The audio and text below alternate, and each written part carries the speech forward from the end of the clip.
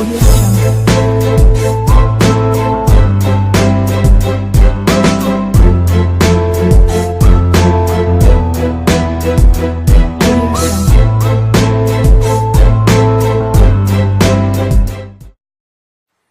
everyone, my name is Cody Singleton and I am a computer animator. I will also be your instructor today to help guide you through Maya, to teach you all the tips and tricks to bring all your creations to life. I've been using Maya for about 3 or 4 years now, and I've created things all the way from 3D models to short animations. For this course, you will actually need a few things.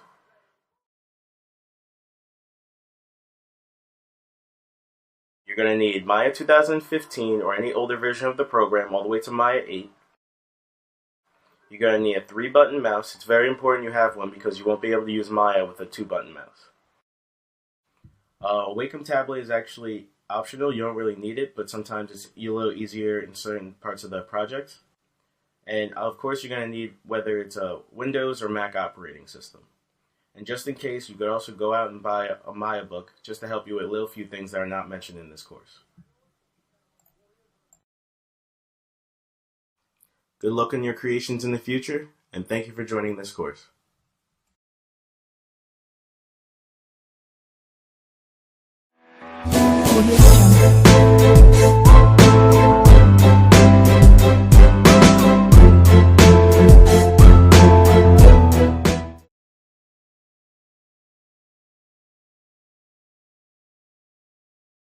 To another Maya tutorial. In this video, you're going to learn how to become more familiar with Maya's workspace and as well not be so overwhelmed by it. And now, first things first, let's start off with the tumble.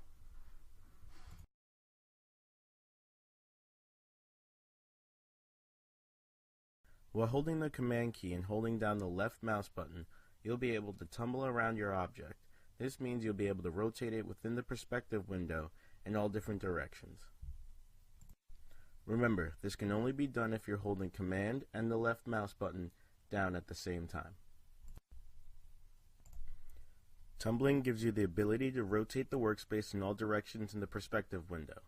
This is very helpful in maintaining the proportions within your project and keeping a flow within your work progress. Pan. While holding command and the middle mouse button, you will be able to pan through your 3D space, giving you the ability to easily navigate the space without compromising the perspective you set yourself to work with.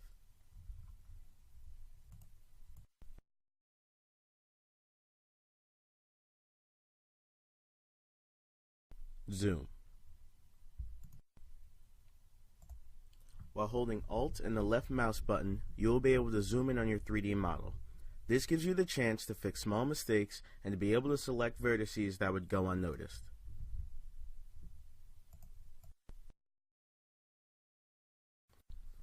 The channel box.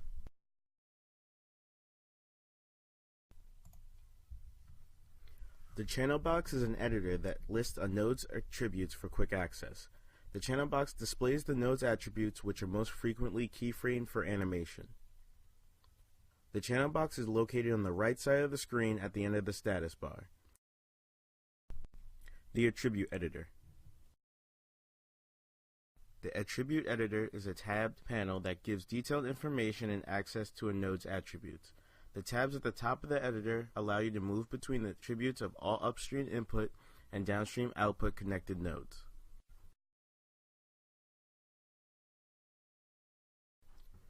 Maya's perspectives. By pressing the spacebar, you will be able to see your object in 4 perspectives. You will see the object from the top, side, front, and free perspectives. For some of the projects, you will need to cycle through some of these perspectives in order to keep a progressive workflow and a proportional object. Thank you for watching this video. At the end of this video, I left a picture of all the hotkeys for Maya. Make sure you screenshot it and use it for future references. And again, thanks for watching.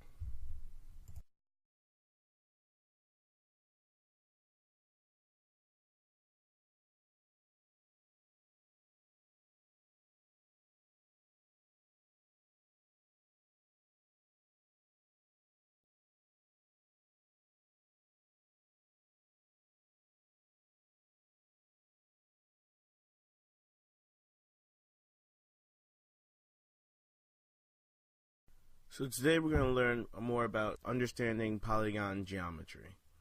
Polygon geometry refers to a surface made up of polygon faces that share edges and vertices.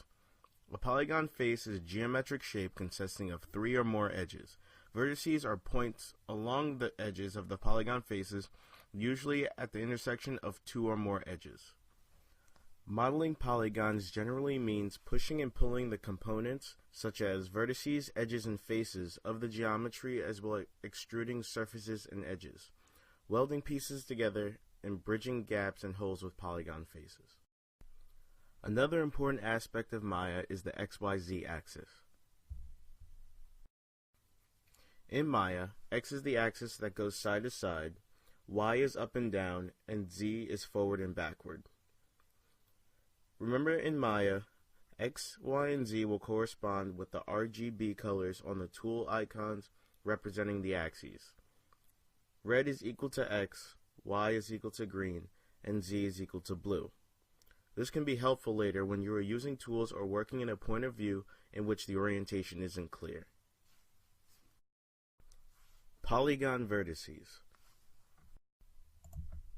A polygon is a surface constructed using 3 or more points known as vertices. The surface between these vertices is a face. A mesh is a series of faces that share 2 or more vertices. The most common way to create a polygon surface is to start with a primitive, such as a plane, sphere, or cube, and then use numerous editing tools to gradually shape the primitive into an object that you want to create.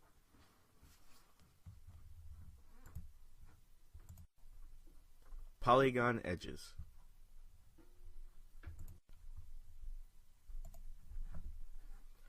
A line between 2 polygon vertices is an edge. You can select 1 or more edges and use the Move, Rotate, and Scale tools as another way to edit the polygon surface.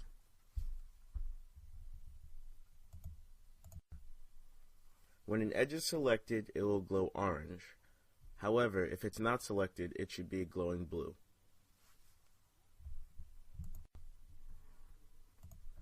And last but not least, in the construction of a polygon, polygon faces. The actual surface of a polygon is known as a face. Faces are what appear in the final render of the model or animation. There are numerous tools for editing and shaping faces, which will be explored throughout these tutorials. And now let's look at some of the tools. You can add polygons to an existing mesh using the Extrude tool. You can extrude polygon faces, edges, or vertices using this tool. When you extrude a face on a polygon mesh, the existing face telescopes inwards or outwards, and it creates new connecting faces on the side of the extrusion.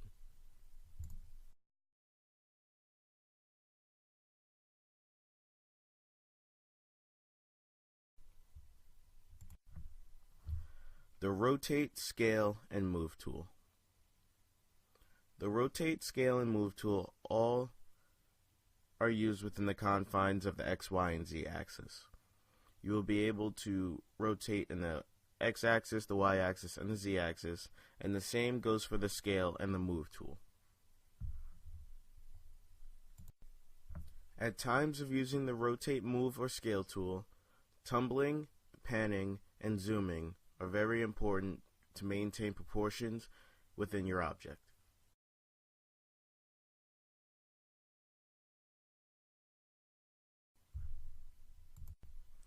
Another tool that will be used throughout these tutorials is something called the Interactive Split Edge tool. The Interactive Split Edge tool is a tool that's used to insert edges that respect the curvature of a surrounding mesh.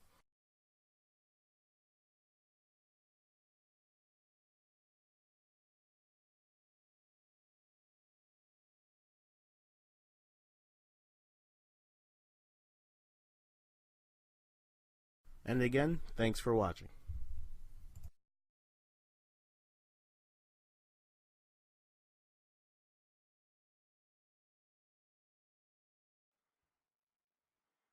Okay, so right now what we're going to show you is how to extrude your polygons using the extrude tool. Now this is going to show you a few things. This is going to actually help you navigate the space. Now that you understand the tools, this is going to show you more and give you a greater in-depth idea of what you're actually doing.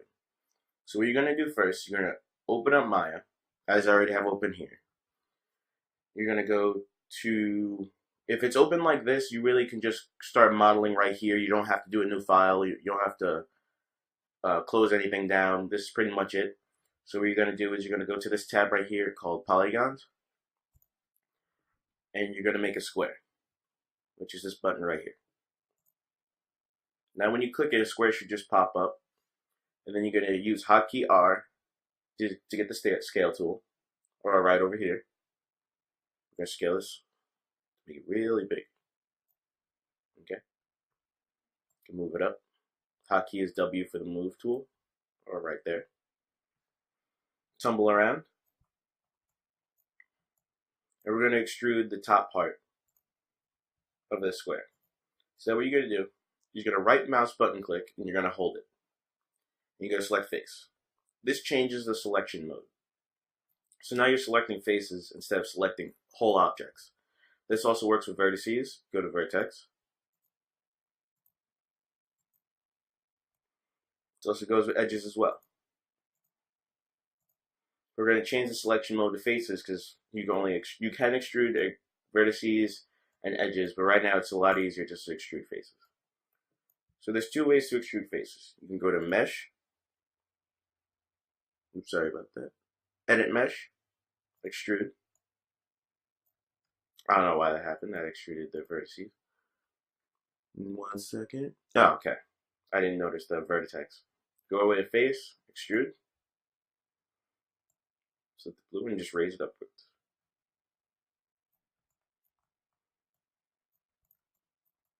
That's really all you have to do to extrude. Keep going with it. Any shape. I'll show you how to do a simple cut.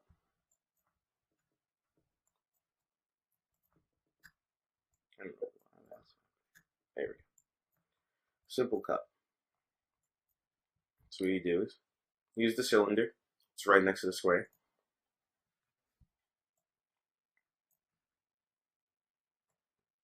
Break it up.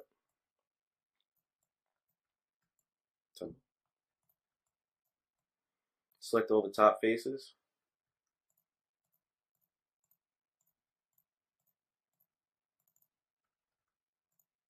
If you hold shift, you can select more than one face. And this is also the extrude in the polygon section of the tab. That's what it looks like.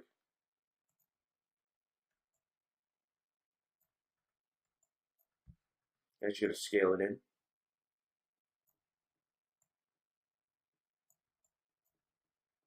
You're gonna extrude again to give it depth.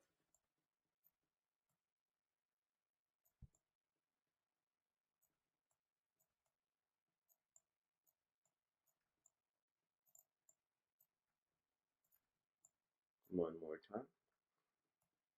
Did the concave part of the cut.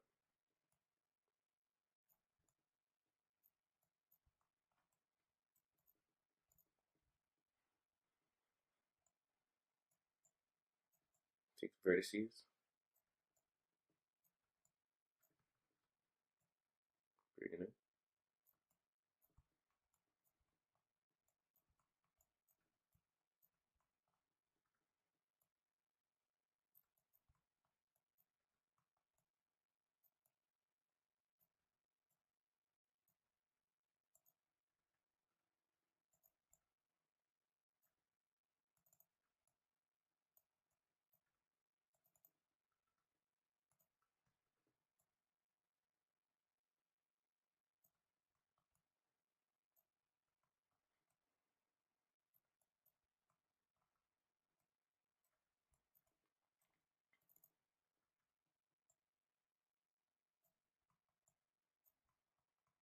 Okay.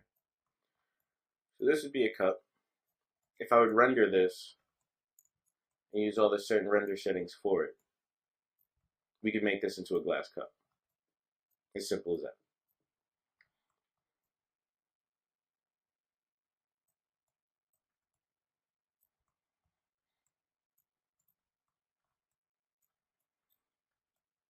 Okay, so that was a little preview of the extrude tool.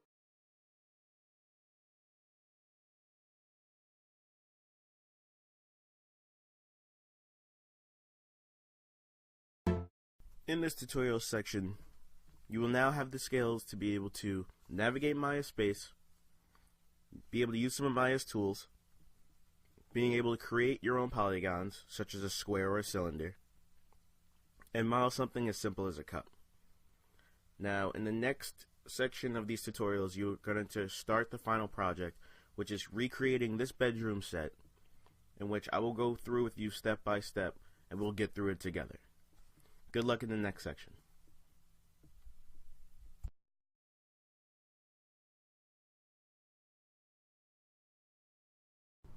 Alright, so in this video we're actually going to start modeling the lamp. Now, a few things we're going to have to do is we're going to have to get a reference beforehand, and as well, so you can go on Google, find a reference, find anything you need, and we'll start off by going on the Polygons tab, just to get all that things set up. And then when you go to View, Image Plane, and Import Image. What this is going to do is you're going to go into Perspective of Front Mode. And what this is going to do is going to put your reference of a 2D picture on a 3D plane. So your picture is just going to be floating in the space in Maya. And what you're going to do is you're going to actually import it twice. You're going to import it in the front, and you're going to import it in the side perspectives. So what this is going to do is give you an all-around 3D image of what you're going to be modeling. So what I do is I'm going to increase its size. I'm going to scale it to about 4 boxes all around.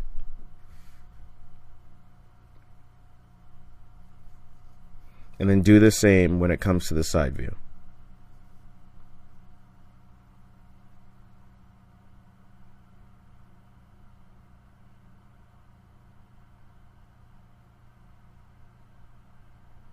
So I go to the side view, do the same thing, zoom out a bit, go to View, Image Plane, Import Image, find your image, wherever it may be,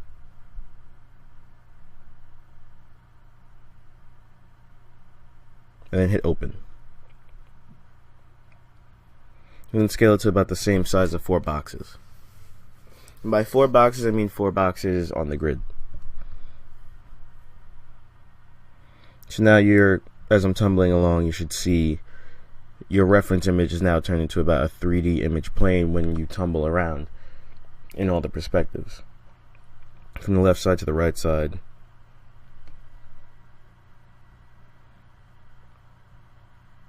So you're going to bring it up, put it on top of the grid so you can see all of it. You can also change the opacity of it by going into your channel editor. I think it's actually your attribute editor, and where it says alpha gain, you can lower it to about 0.5 or 0.83, whatever you're comfortable with, so you can see your model and as well as see the reference that you're modeling. And that's what I'm doing now. The color gain just brings it to white to black.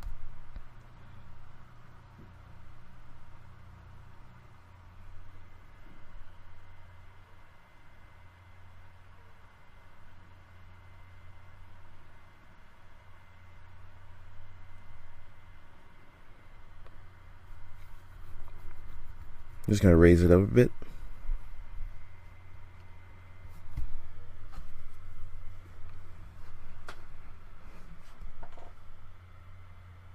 Now it's starting to look like something I could work with.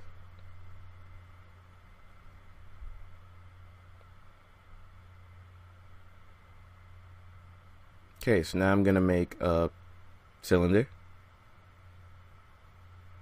because that's the starting shape that we're going to use. So you're going to bring it up to the place where it fits most before you scale it or do anything. So it fits about right there.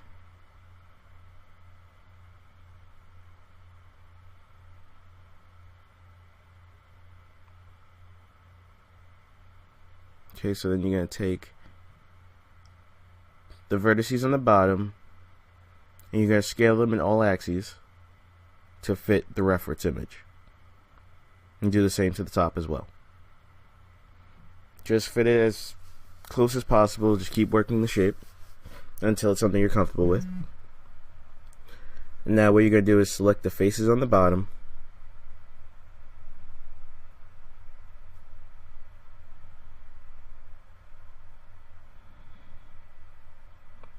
And you're selecting all the faces on the bottom because you're about to extrude it. And this will begin your modeling process.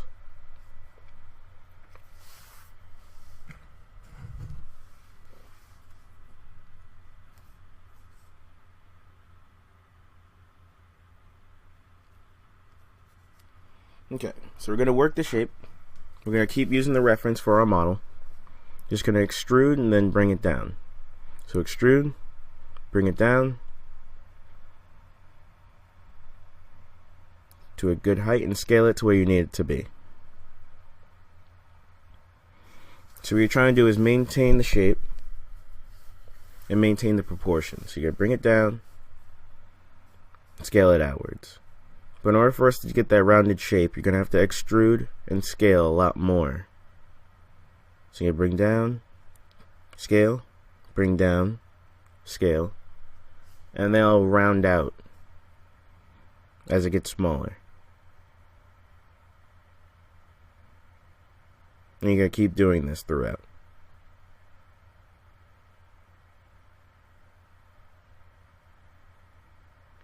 Yeah, if you're having every problem with the videos, you can pause it and try it out for a bit. If you can't work along with me, or you can just keep rewatching the video over and over again, at least watch the video once. Or maybe watch the first 10 minutes and then go back and then start over. Well, I just keep doing the same thing. Just extrude, pull down the shape. Stick with the reference, stick with the roundness.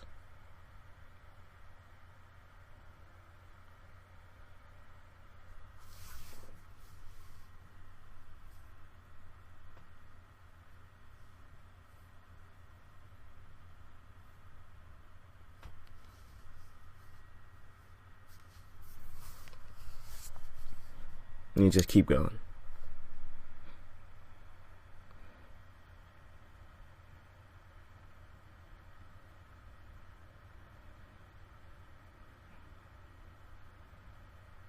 So it's taking me more extrudes in order for me to actually round out the shape. I'm trying to select the image plane. Unfortunately, when you're in faces mode, you cannot select any of the image planes. You actually have to be on object mode in order to do that.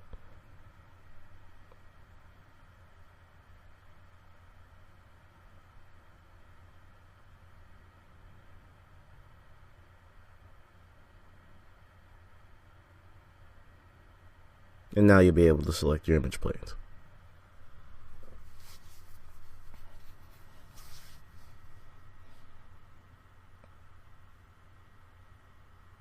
So now what I'm doing is I'm taking the image planes and I'm putting them on a separate layer by clicking that button right there. That's in the layer editor. When you highlight it, it should say make a new layer with selected objects. So you just want to look at the shape to make sure it's all proportional and it all looks right. So when you smooth it out by pressing the 3 key, if you look at the top, it's going to curl over like that because we don't have holding edges yet. But it still looks good. It's in the beginning stages. So we're going to continue throughout.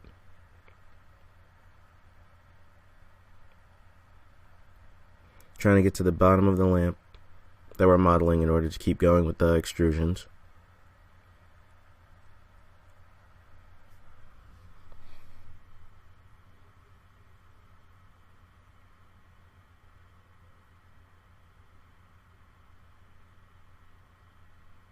That happens from time to time. The model will select all of the faces instead of the faces you actually want. Just hit Control Z or Command Z and it'll go away and you can continue doing what you're doing. Now we're back. I'll go back to extruding and bringing it down. Now scaling it and bringing it down.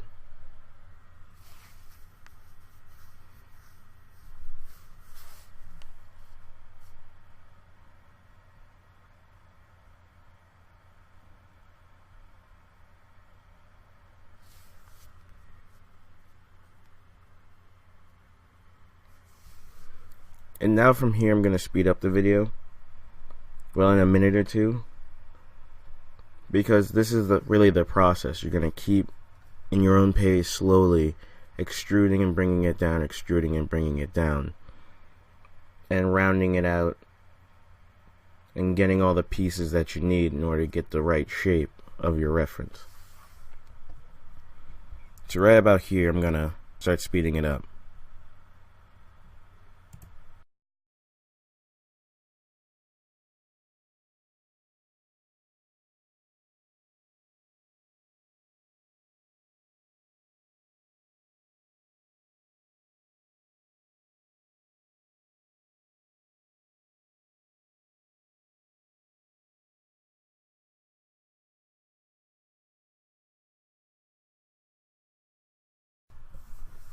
Now, even while this is sped up, I want you to take into account the holding edges that I'm placing in order to hold the shape and make the edges more crisp. And when it stops speeding up, what I'm going to show you is how to make the socket for the light bulb, because with the lampshade there, you really don't see it. So what I do is I just kind of create the sphere at the top and then make kind of like a pole that goes to the socket afterwards for the light bulb. Now I slowed it down, and this is when I start adding the holding edges so it still maintains its rounded shape. This is also where I start extruding, so I can have a placement for the light socket.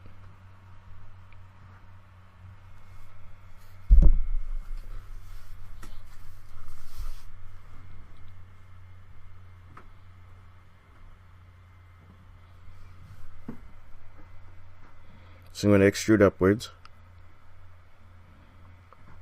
and maybe a little too high. So I'll bring it down a bit.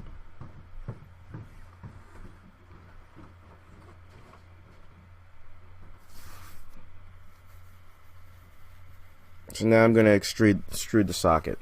Now to extrude the socket, the best bet is to either check one of the table lamps in your house or go on Google and look at an actual lamp light socket. And it's more rounded on the bottom and then goes to more of a flat top, and then it has depth within it. So right now I'm just making the rounded bottom. Now I'm working from the bottom up in order to create and model the top. Model the socket.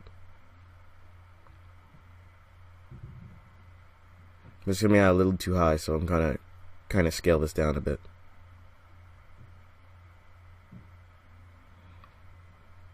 But for the inside, I'm going to extrude, make it smaller a bit, hit extruder again, and bring it down in the y-axis. And that should give you depth enough for if you model the light bulb to be able to put it there.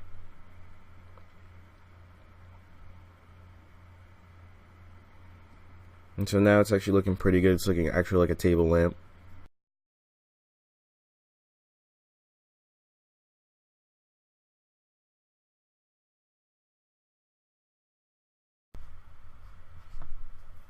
So now as I smooth it out, I'm noticing that there's a sphere and everything just kind of blends in together and nothing really has a sharpness to it, like how if you hit one on your key and how it actually looks.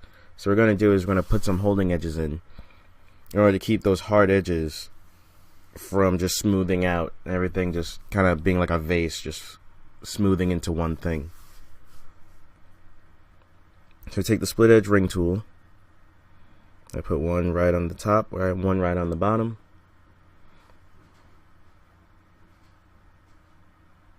You bring that up a bit to round it out a bit more. One on the bottom, one on the top. And then when you smooth it out, it looks a lot crisper.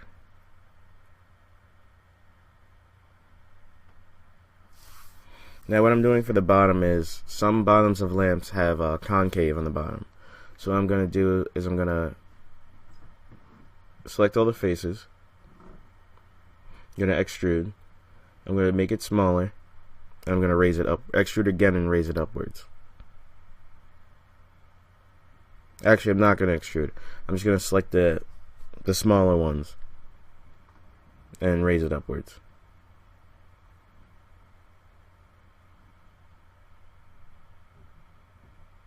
And that's how you get the concave on the bottom. I'm also going to add another edge. I'm going to expand it.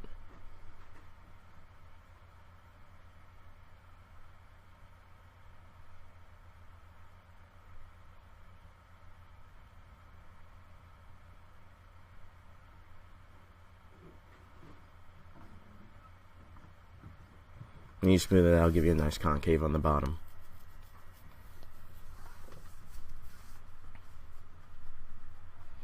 I'm just going to put in some holding edges.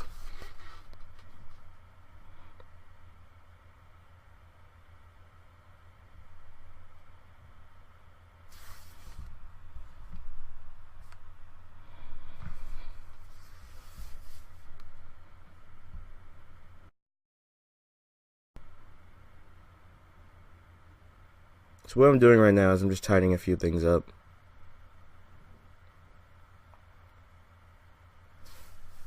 Just things I think that look good, some things I think that don't.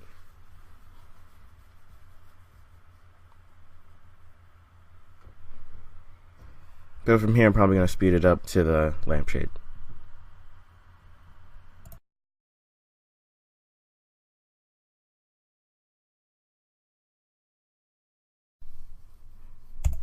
So we'll continue going throughout the tutorial.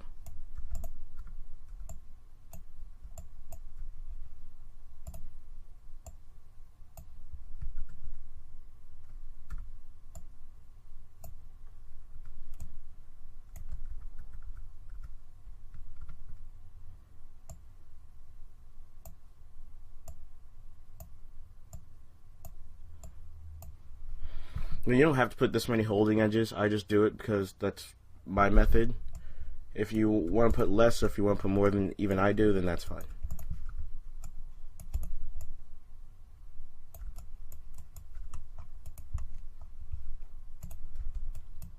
Now it's time to make the lampshade. So what you're going to do is grab another cylinder.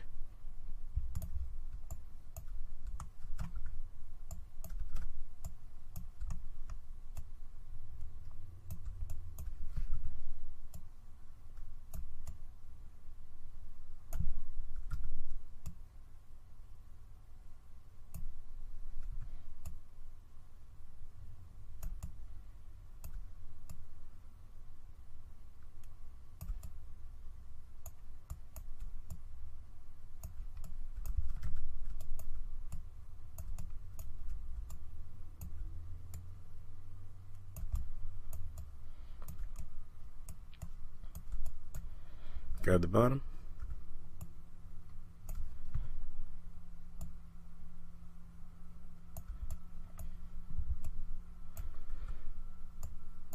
But the problem with this is that the lampshade isn't hollow, which we actually need it to be. So what we're going to do is we grab all the top faces,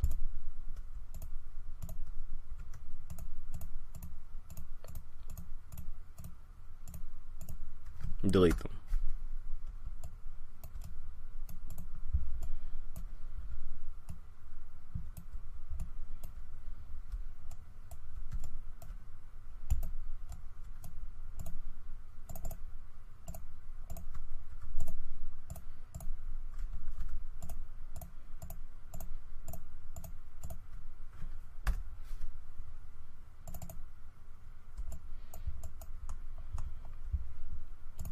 Now you're going to extrude inward.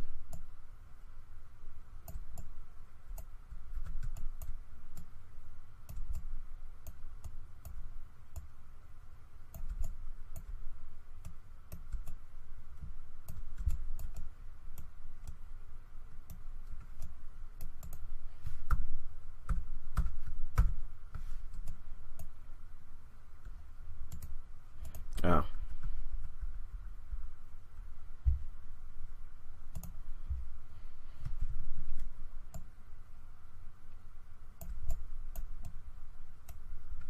extrude outward. So you hit extrude outward, and bring it downward.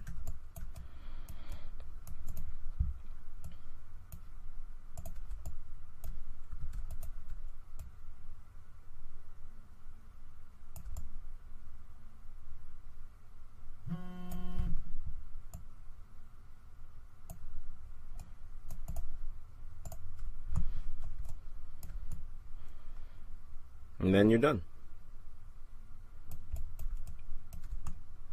You've created the lamp, one of the first objects for your room. Just make sure while you're doing this, you go to Edit, Delete by Type, and History.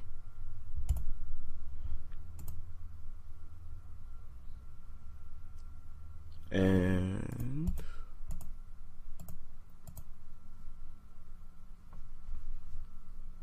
you freeze the transformations. In order to freeze the transformations, you go to Edit, you go to Modify, and Freeze Transformations. And what that's going to do is when you import your object into a file, it's going to remain in that spot. So if you do any more editing to it, it's going to see this as its original point. And if it sees it as its original point, it's unlikely for it to actually mess up or actually become too big or too small within your scene.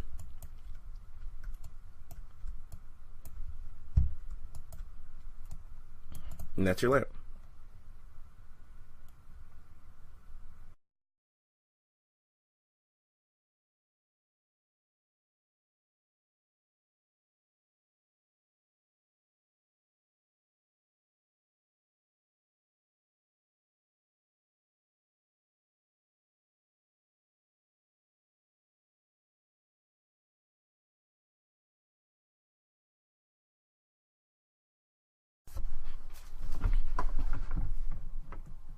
So when you select the group, here's all your pieces. And this is in the outliner. And how to get there, again, is from Window, Outliner. What makes this a lot easier to do and to navigate the outliner is if you name all the pieces. So the whole group is called Shelf.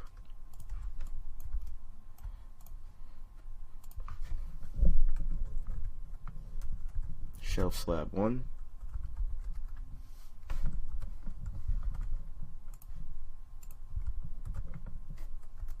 Shelf Slab 2. Shelf Slab 3.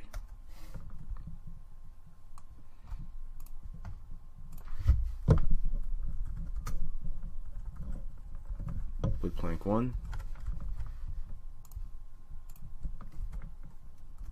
Plank 2.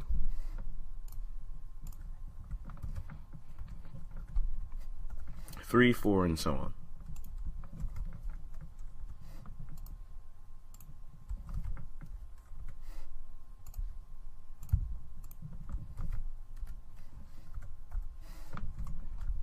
Okay. And then save. Name your project.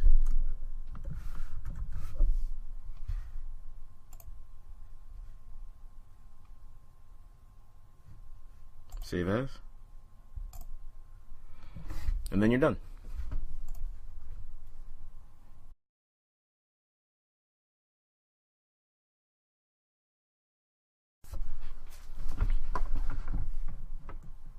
So when you select the group, here's all your pieces. And this is in the outliner. And how to get there, again, is from Window, Outliner. What makes this a lot easier to do and to navigate the outliner is if you name all the pieces. So the whole group is called Shelf.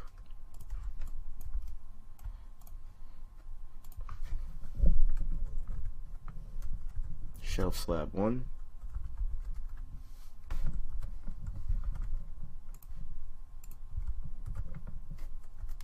Shelf Slab 2. Shelf Slab 3.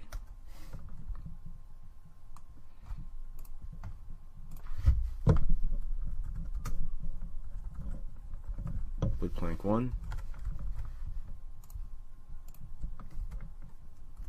plank 2,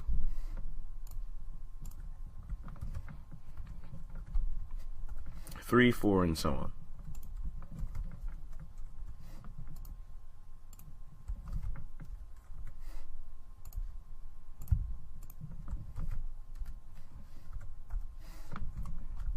Okay. And then save. Name your project.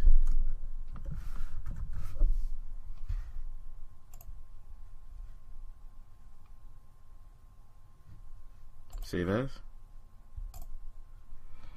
And then you're done.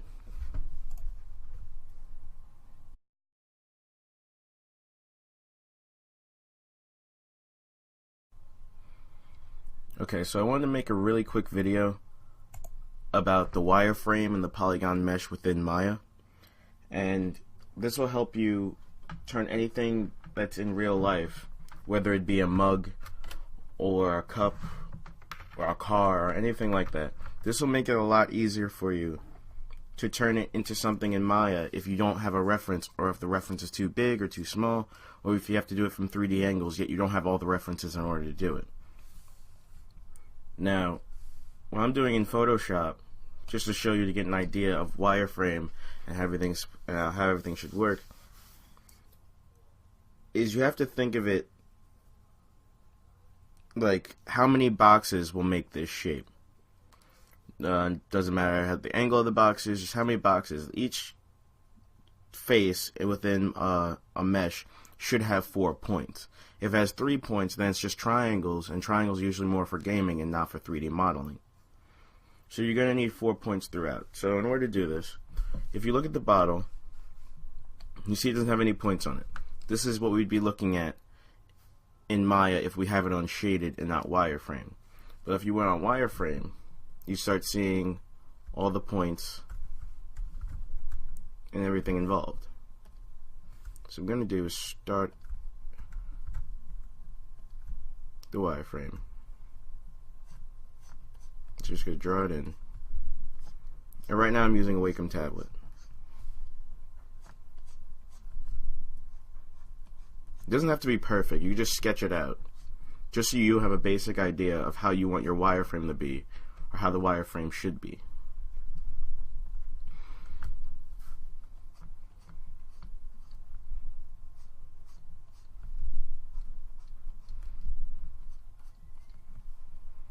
So obviously here you're going to see a change from here to here.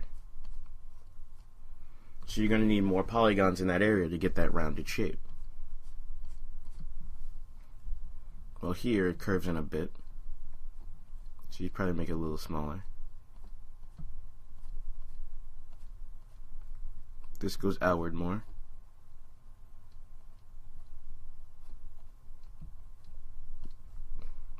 Then it goes back in.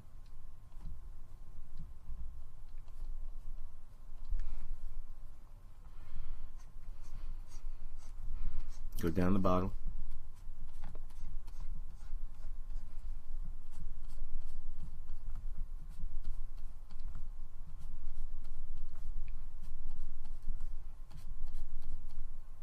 You want to keep the distance of the edges consistent throughout the model. You can't have everything be disorganized, some points over here, some points over there. That's going to be really hard to model, it's going to be really hard to animate, and you're going to need to make sure you clean up everything.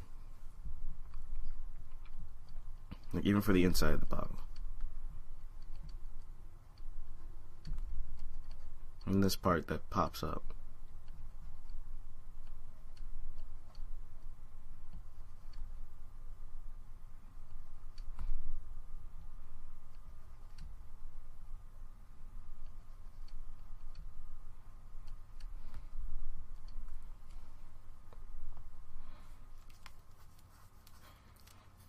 So if you had a cylinder,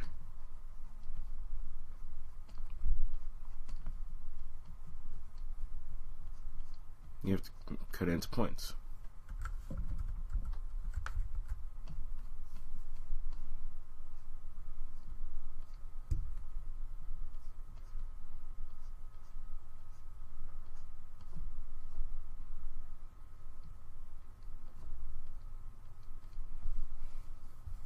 So this is most likely going to be exactly how you're going to do some of the things in the bedroom that don't really have references, and you can't really reference anything else in order to get it, but you have a basic idea of how a box shape is, or how a cylinder shape is, or how a mug is basically a cylinder that with depth and a handle. It's going to be a lot easier when you start getting to this way of thinking of actually picking up an object, rotating it in your hand in real life, walking into your kitchen, picking up a knife, walking into a store and just picking up an object and studying it and getting the true idea of what the shape actually is. So the reason why I bring this up is because in the next video we're going to do these shelves. And these shelves, as you can see, is rounded but at the same time still in a square shape. Now the easiest part about this is going to be right here, because it's just a flat square made into a rectangle.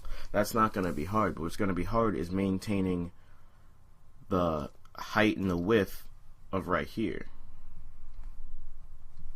I'm going to undo the red circles, just so it's not hard to understand.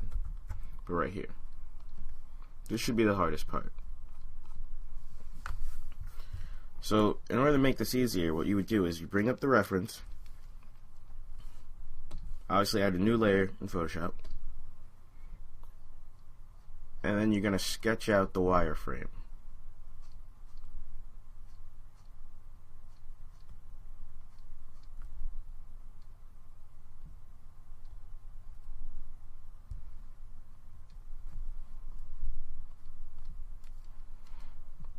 If you saw this right here, how would this be four points? It wouldn't. It's 1, 2, 3, 4, and here would be 1, 2, 3. It'd be here, here, and here. So what you do is you have to add another layer.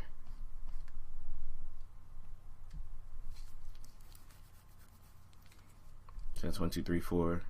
But this is still 1, 2, 3. And try adding another one. Maybe it work, maybe it won't. And you'll get the curve shape. But mine is actually not that hard in this department.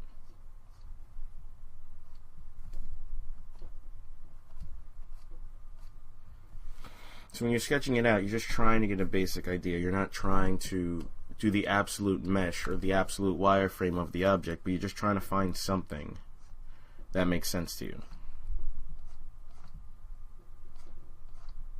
So as you see, it rounds over here, but then flattens out over here.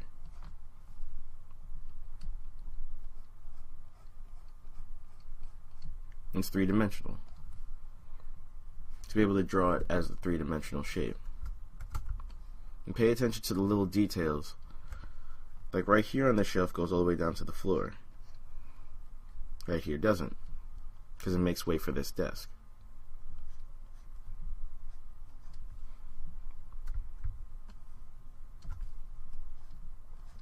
Little things like this will prevent a lot of obstacles for you when modeling more complex objects, like something organic like a tree or a human or a creature. But now on to the next video where we'll be doing these shells.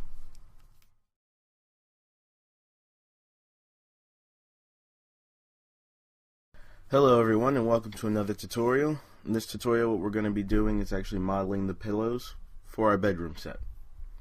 Okay, so now I have a pillow that I already pre-made before, and we're going to use this as a reference in order to make another pillow. Now, we're going to first take a look at the wireframe of this pillow. This is how the pillow looks when it's in smooth form, which is when you click 3 on the number keys. But when you hit 1, it doesn't look really anything like it. It's completely cube-like. It's made completely of squares, and it's a little funky looking.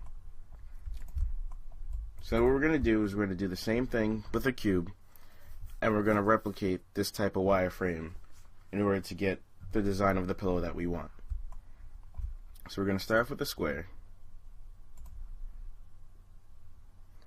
And we're only only going to be modeling one half of the square, for a reason I'll show you in a little bit.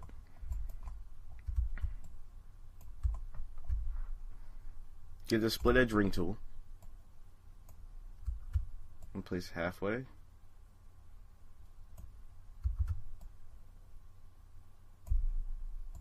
On both sides. Okay, we're going to take a look back. And you're going to see there are 4 going down, 4 going left to right, and 4 going up and down. So we're going to do the same.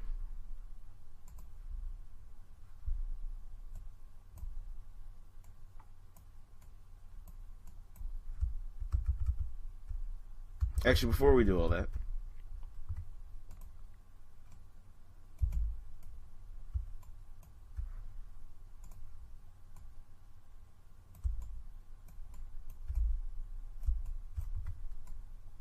I'm going to select the faces.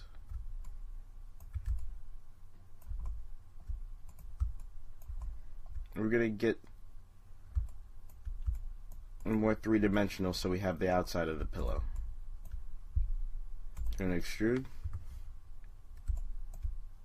bring it in. I'm going to extrude again. Oops, sorry about that. Going to extrude again. Bring it in, and then pull it out.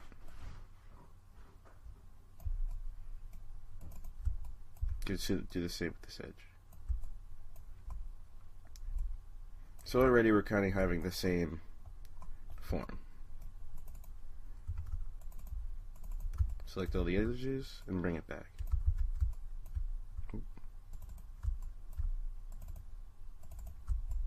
Okay.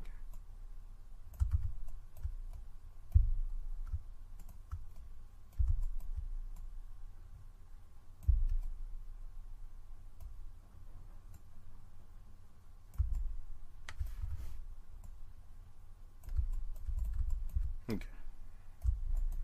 Delete this half.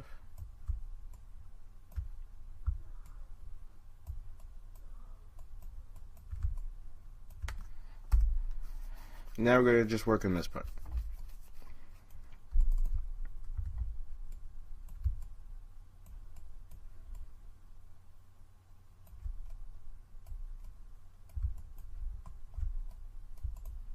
Isolate the selected, so we just need to see all that we need to see.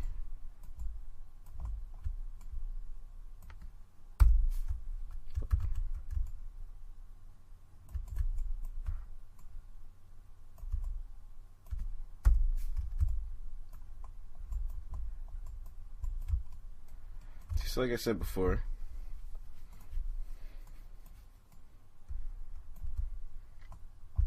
you got to bring 4.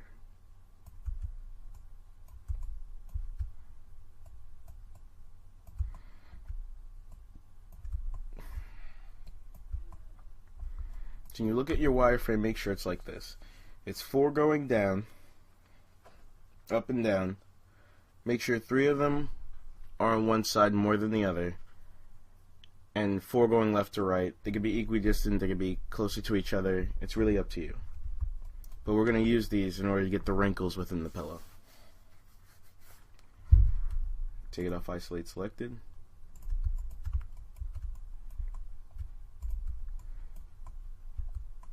And we're going to start building the folds within the pillow. And how we're going to do that is we're going to make a wireframe like this. So all it is you're going to add 2 more edges. One here and one here. What you're going to do is you're going to delete this edge, delete this edge, delete the vertices along with it.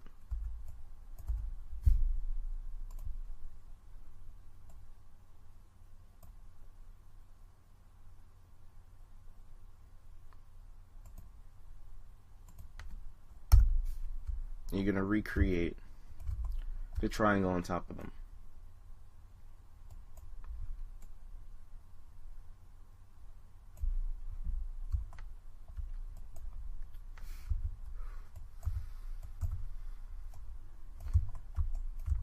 Do the same to the other side.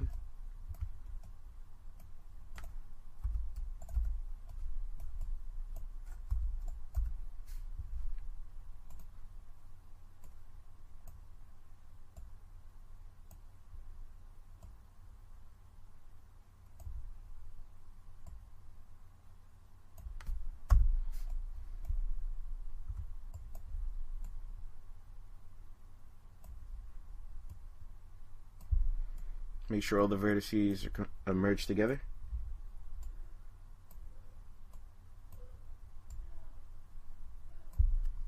Okay. So now in order to get the fold like we have on here,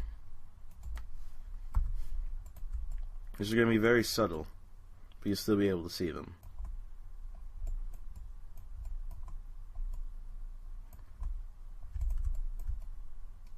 You're going to grab from this edge to this edge. We're going to bring them down and push them back.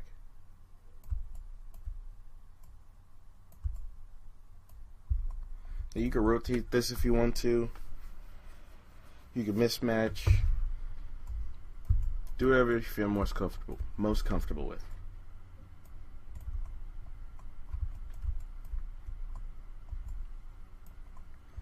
And you will repeat the process until you have something that you actually like.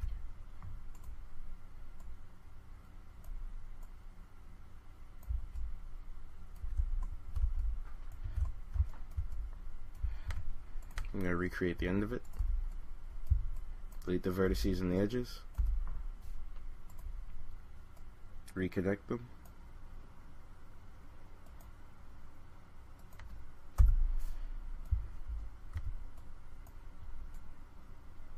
Merge components to center.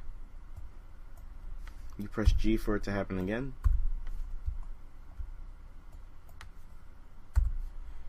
Normally with this, in order to have the 4 vertice points, you should just delete the middle edge.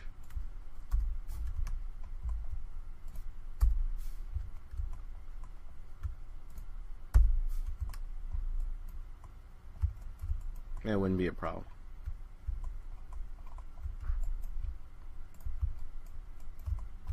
The same here.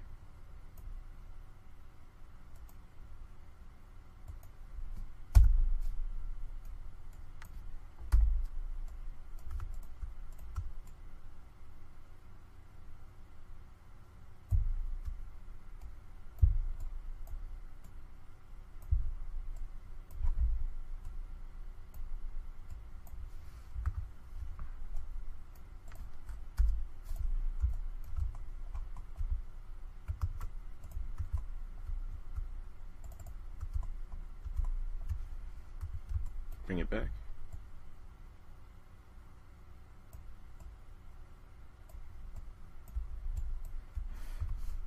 Now if you hit 3, you start getting the shape of the pillow. Well, it won't exactly look like this just yet.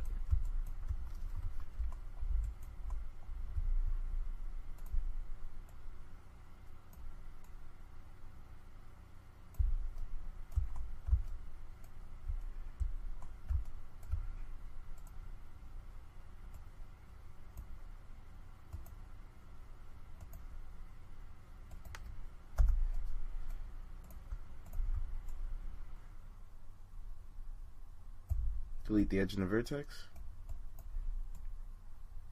Merge the components.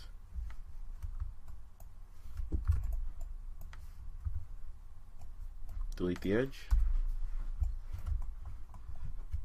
Do the same to the other side. And you keep doing this until you have the wrinkles for the pillow.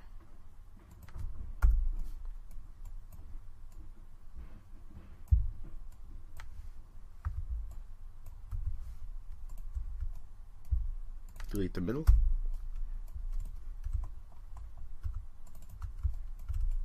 Grab the edges and then bring them back. Now what you can do is you can add an extra edge. And then pull out these vertices. Just give it a more rounder appearance.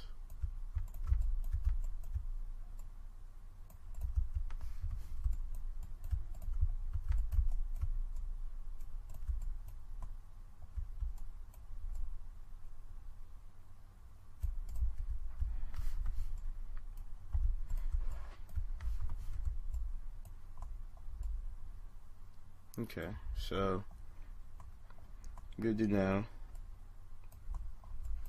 I'm going to match the wireframe.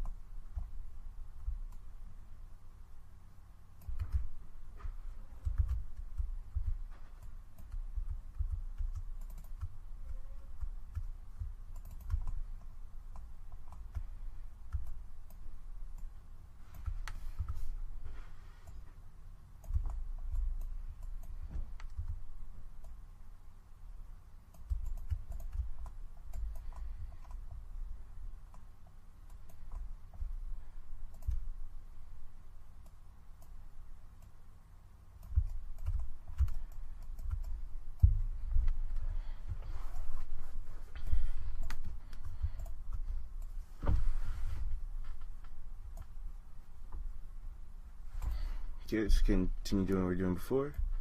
Delete the edge and the vertex. Connect. Merge all the components together to make sure it's even.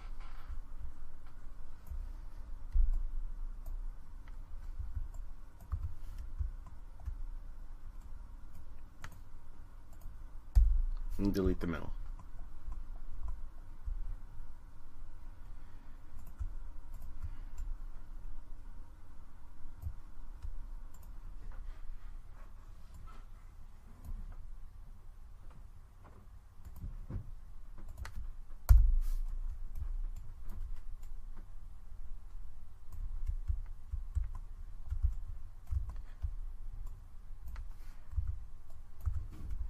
You may speed this part up just to get some more important parts.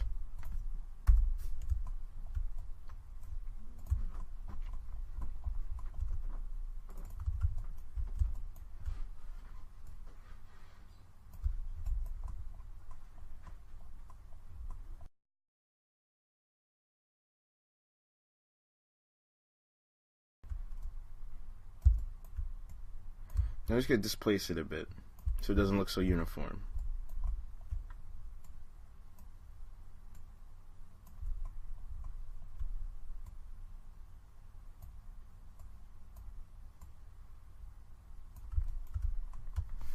Then we hit 3.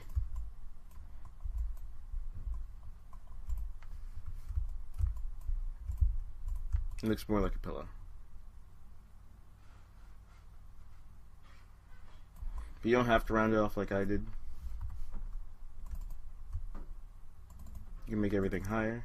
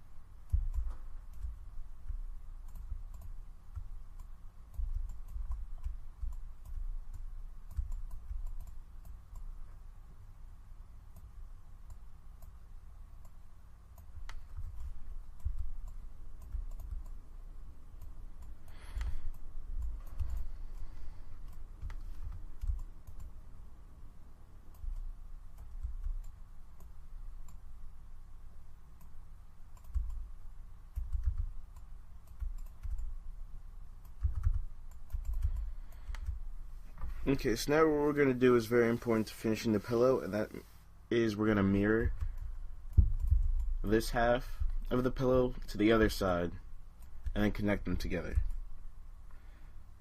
So you're going to do that by going to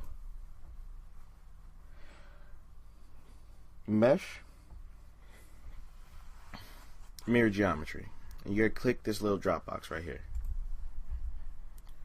And if you look right here in the bottom left corner, you're going to see what axis you're actually going to be in. And so, since this is the front, we need to go backwards. We're going to go in the negative Z axis. And we're going to merge it with the original. And we're going to merge vertices. So then you hit mirror. And that should do it just for you. Now when this happens, you should remodel the other side because it's not going to be equal.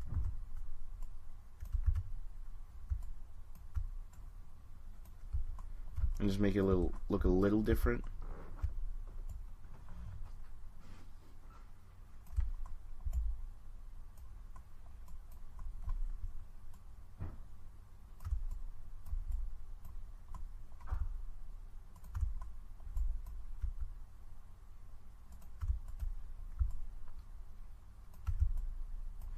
At this point, I'm just making the pillow a little thinner.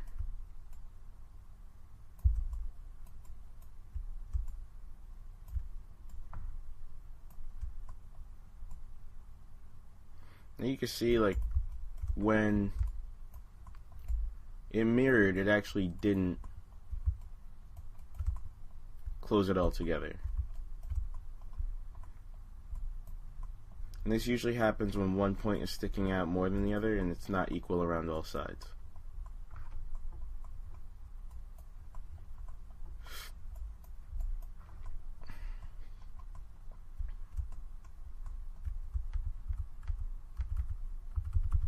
So we're actually going to go back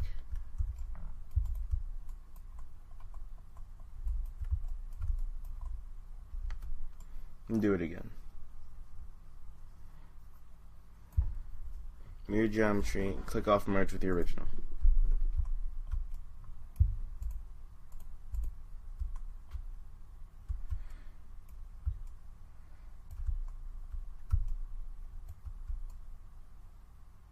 And that's where it's being connected in the back right there.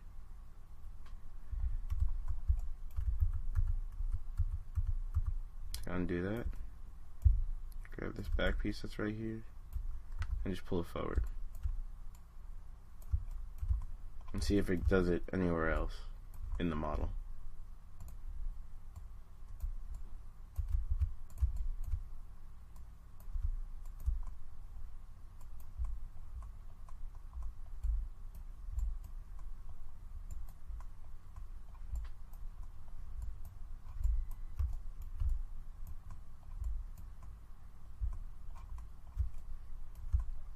Right, so we'll try it again. Mesh, mirror geometry, and the Z-axis, and merge with the original. And nope, still got it the same way. So you gotta find which points are sticking out too far that are stopping the mesh from actually connecting and merging in the right way. That's right there.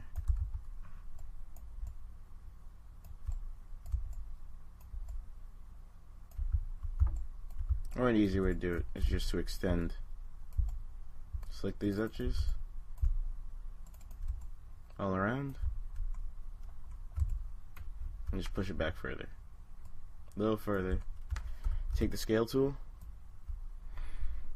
take the blue cube, which is the x-axis, and just put it back. Now straighten it out. So go to Mesh, Mirror Geometry, hit the box. Now we got it perfect.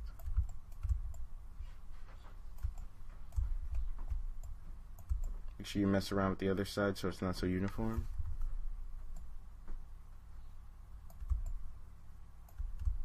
Hit 3.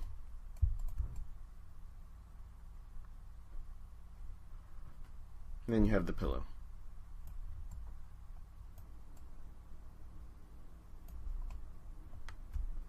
Thank you for watching.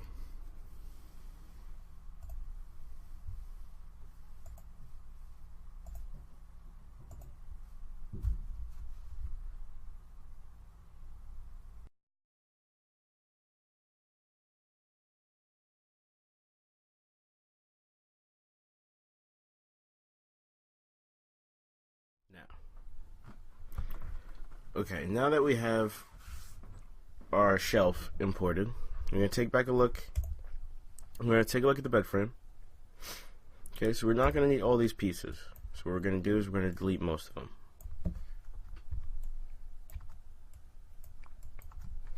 And we're also going to rename it. Bed 1 and bed 2.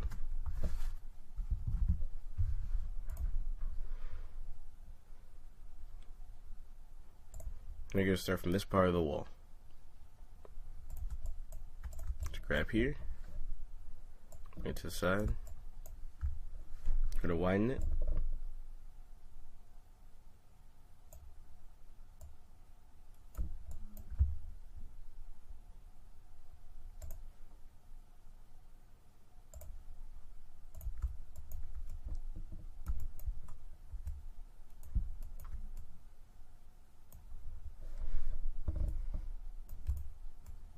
Adjust the top of the bed frame to make sure it's still rounded.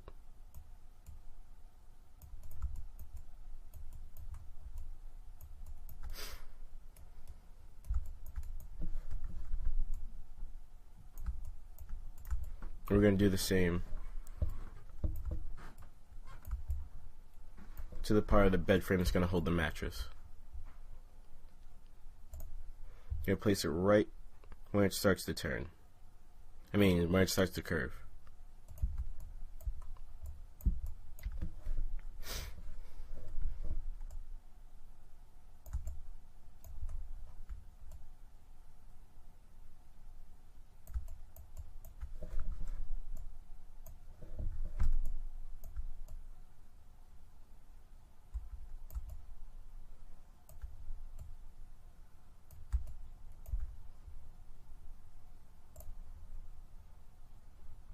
Okay. So what we're going to do is we're going to copy this piece.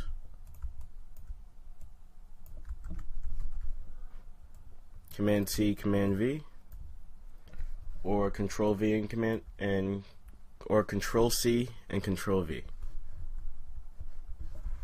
Going to rotate it.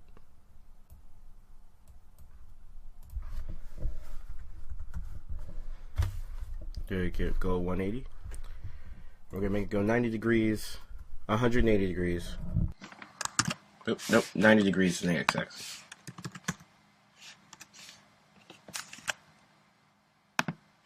Negative 90 degrees in the x-axis.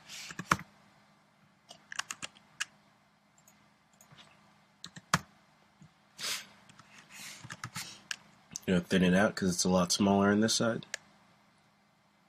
Take a look at the reference.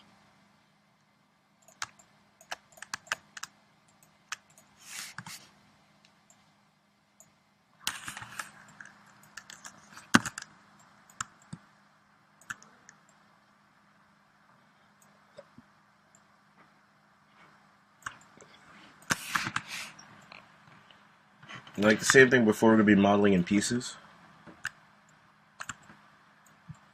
because it's easier to edit.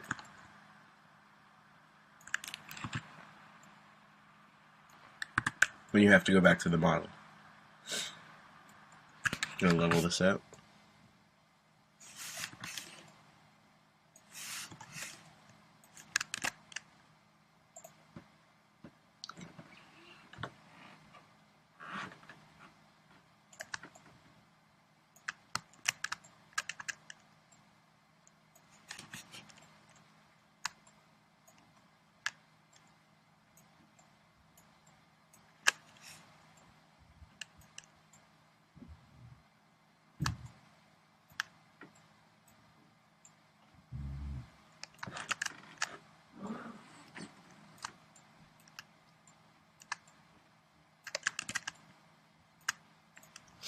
I'm just copying and pasting this just to match both ends.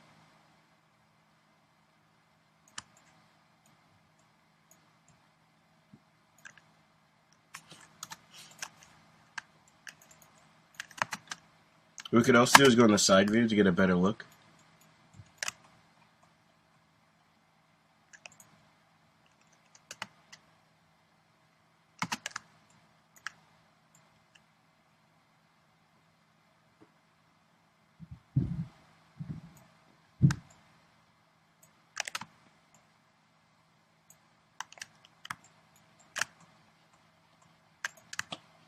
Okay.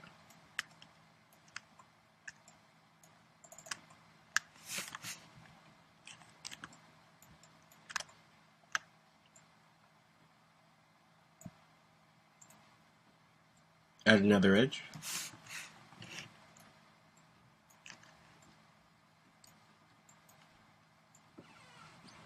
And just match it piece by piece.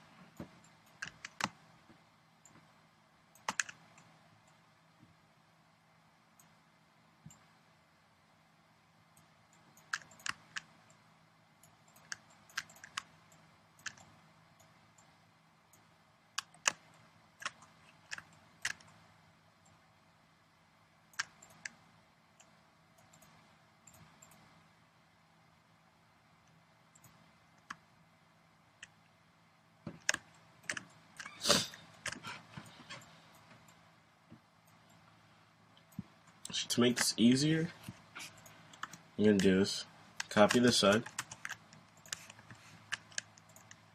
paste it,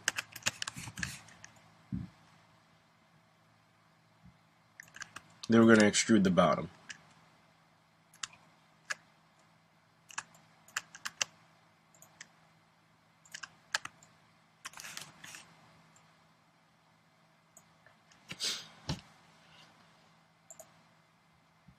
Okay.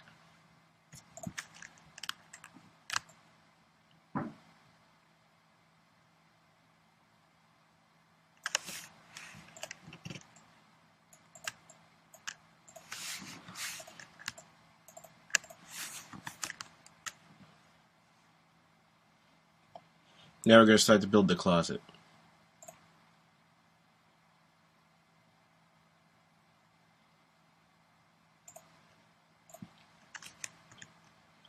But first let's do the back.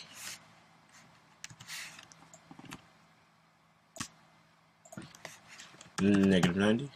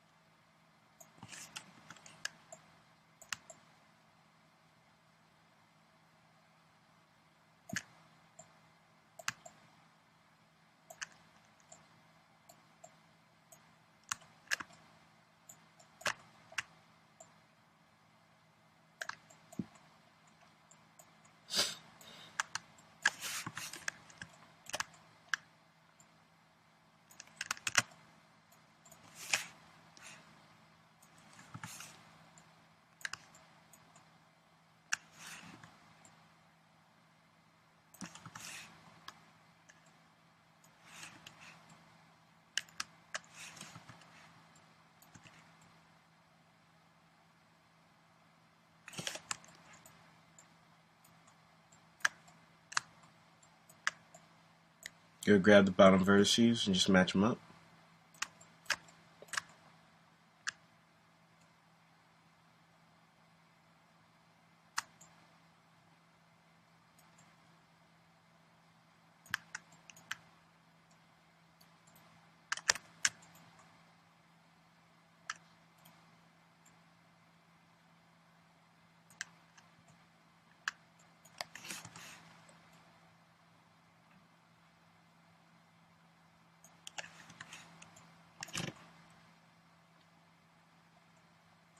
That looks good.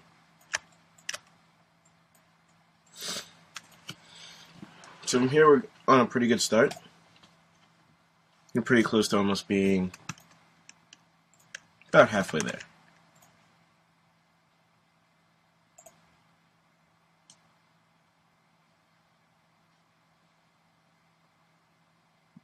Now this part of the dresser kind of ends about halfway with the top bed frame.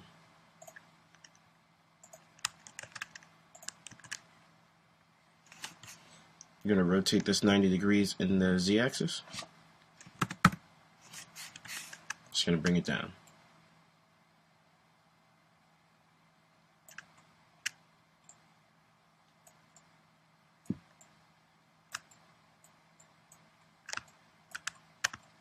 Level out the vertices.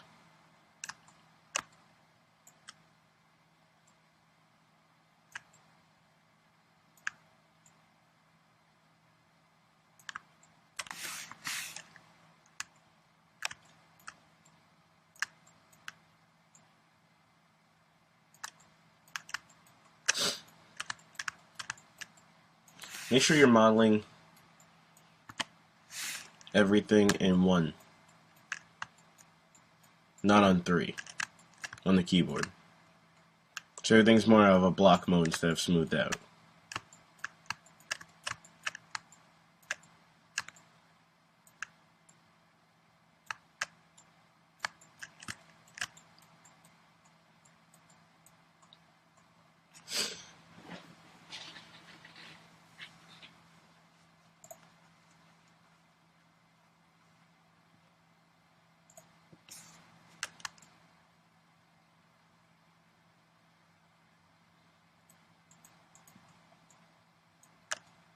Now, all in all, like, the dresser doesn't really seem this high while it's connected to the bed frame, so we're going to shorten it down a bit.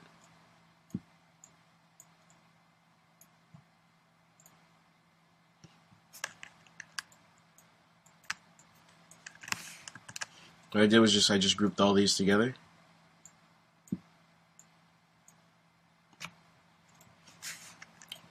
Well, that didn't work. We'll start from the bottom up. It's about here. Match it.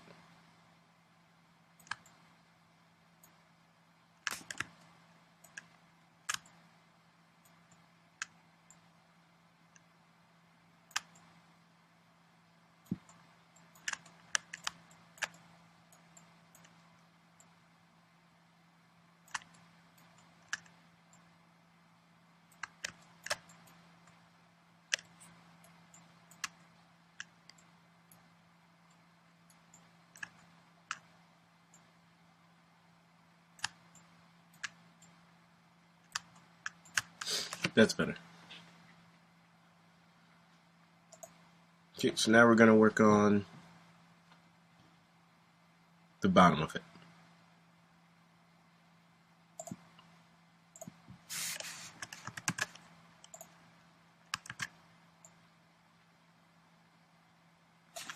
Just going to bring this down.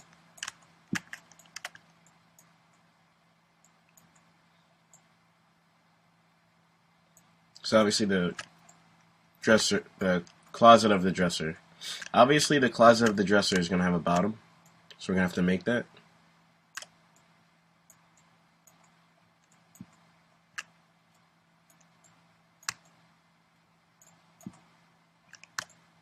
Grab these vertices.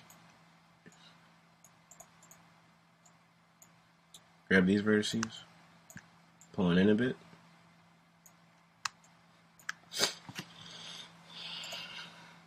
Now in the reference I see this line where we're going to put 2 planks of wood. And we're also going to separate it from the inside as well.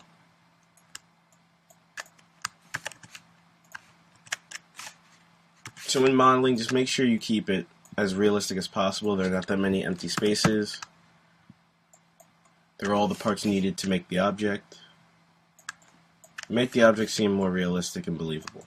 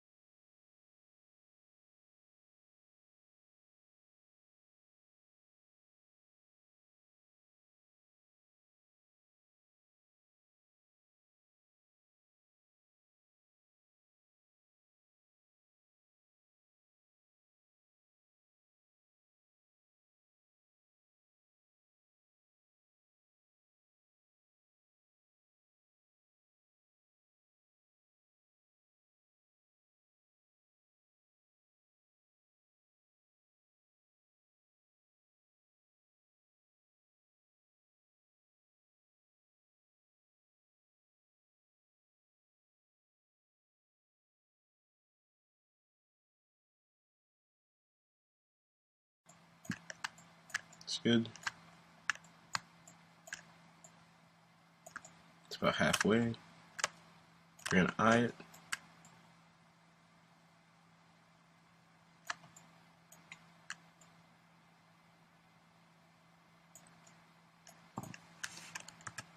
Copy, paste.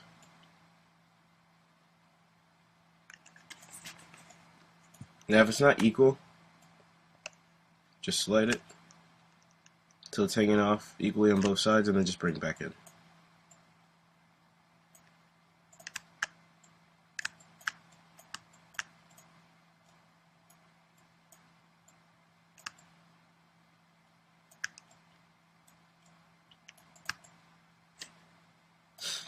Now we're going to cut it in half for the closet and the dressers, the drawers. So now we're going to cut it in half so you have half as the closet that's supposed to be on the bunk bed, and the other half is supposed to be the drawers.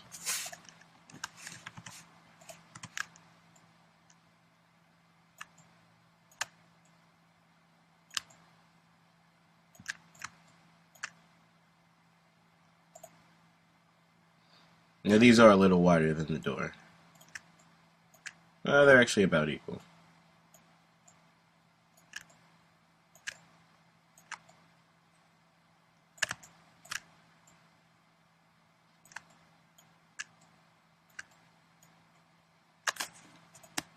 Match it up.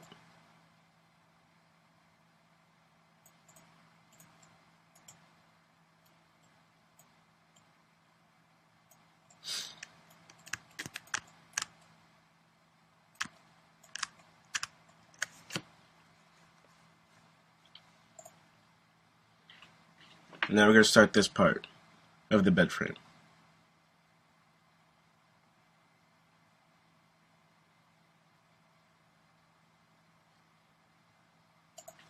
Okay, so what you could do, copy these two spaces,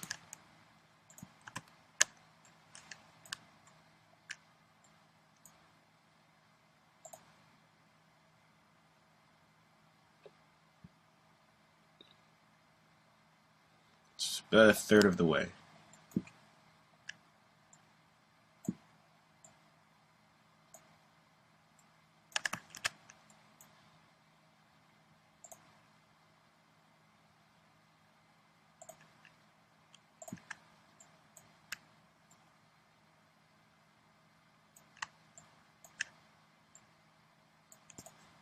Copy this side.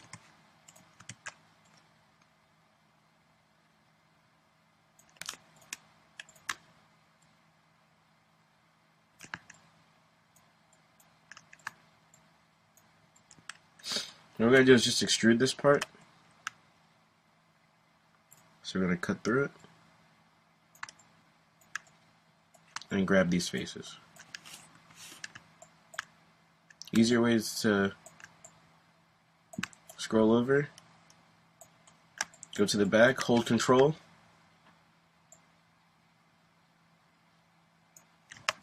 and then you should just have these two selected. So then you're going to extrude. Just going to extrude it out to the edge.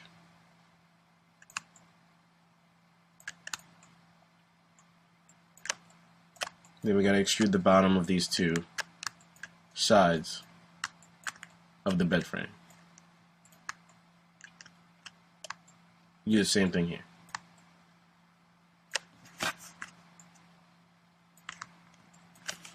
Extrude, bring down.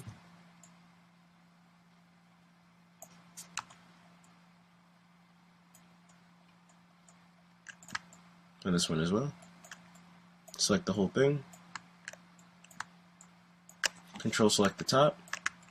Make sure the bottom's still selected. And just stop just before it. It's only the bottom selected. And extrude. Bring down.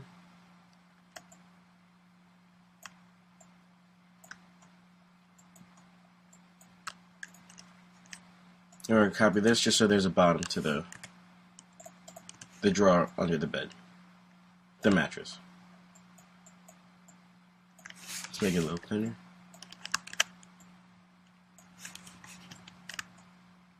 and then match it up.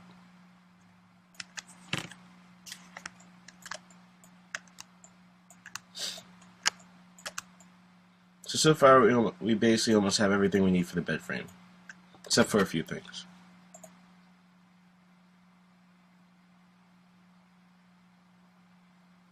Okay, we're gonna make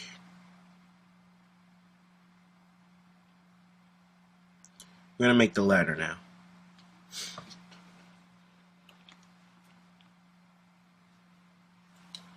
Now the ladder may seem difficult, but it's gonna be a little more easier.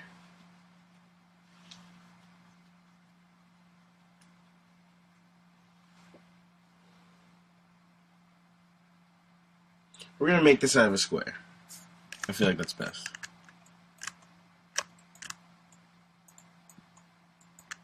So you go to your polygons, and click on the polygon cube.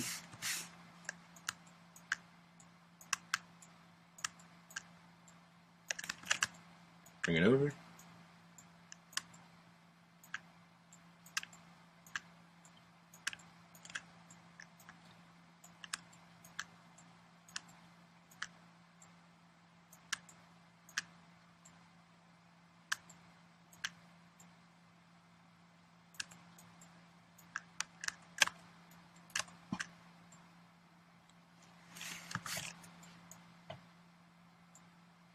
One thing I didn't mention about the scale tool, when you use the green square, which is the y-axis, the red square, which is the x, and the blue square, which is the z-axis, it's scaling it in both negative y and the positive y-axis.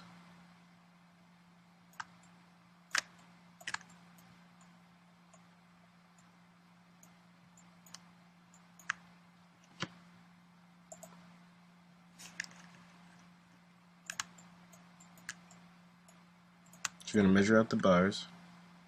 You're going to eye it, because as you can see, here has a lot more space from the bottom and the top, and the middle is just a perfect square. Just going to cut it, giving it more space.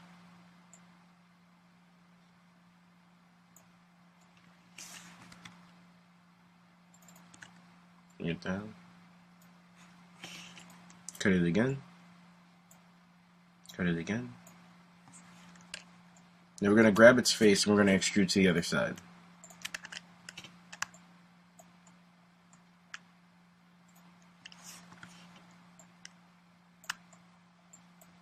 Now it's supposed to be a square. Just square shape. And into it.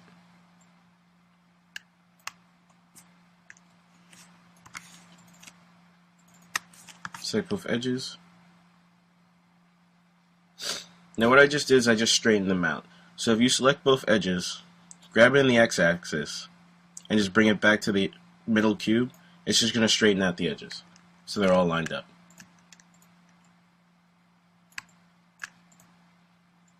Select the wrong one.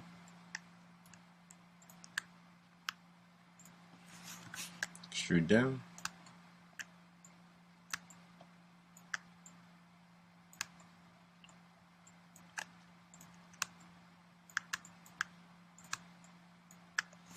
Extrude up.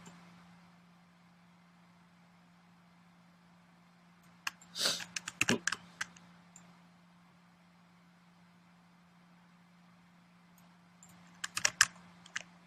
Sorry about that.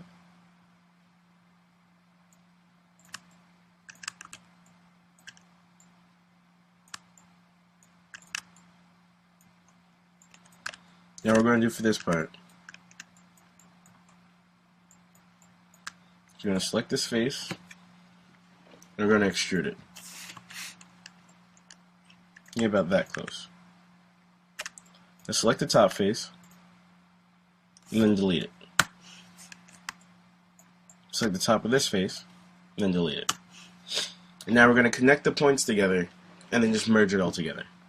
So how you're going to do this, you're going to go to vertex, select the point, hold V, because V snapped the point, or vertice, and just drag it, and match it up. We're going to do that all around.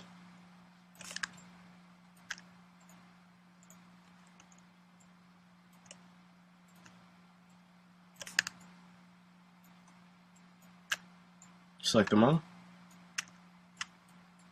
Actually, we'll do it one at a time. Select both. I'm going to go to Edit Mesh, and then merge the components to center. That's what it's going to do, is merge both vertices at the center of each point.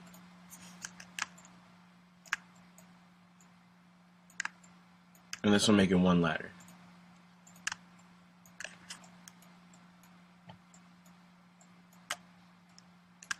So when I pull this out,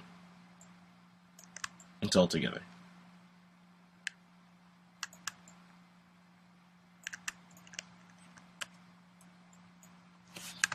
To even this out.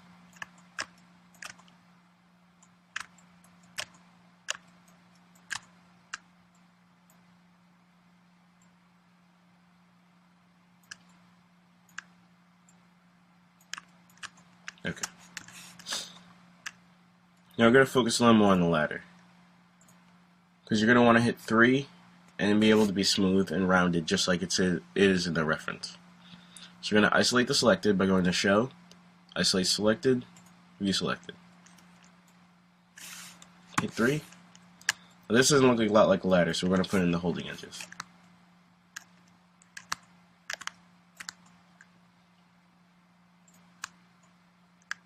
It's going to be here.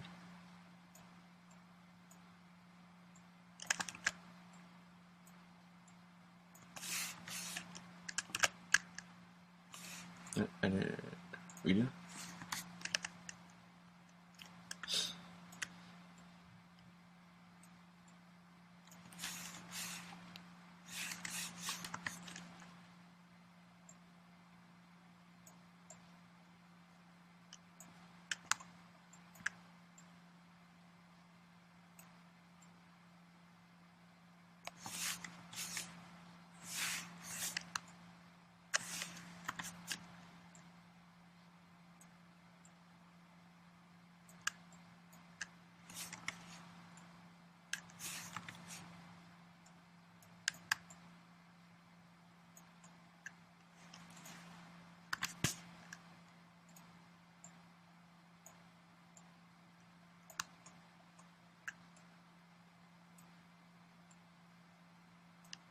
I'm just going to keep the ladder square for now.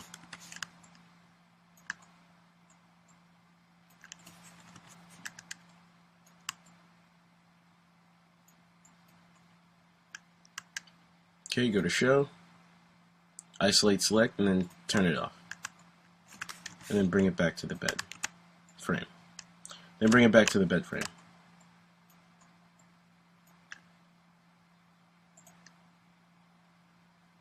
Just more towards the end.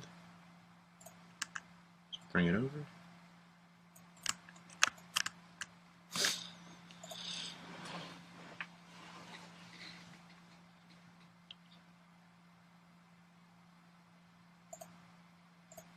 Okay, so we're off to a good start.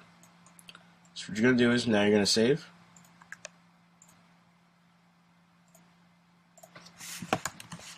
Bed frame.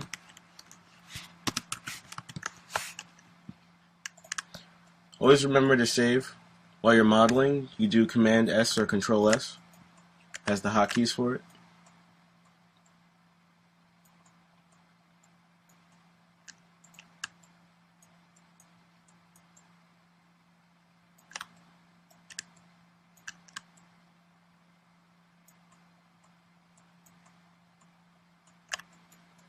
Now I want to take a look at the back.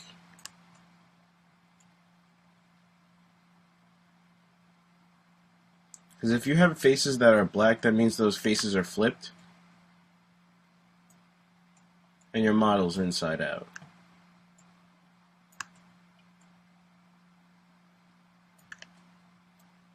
So you're going to select a face.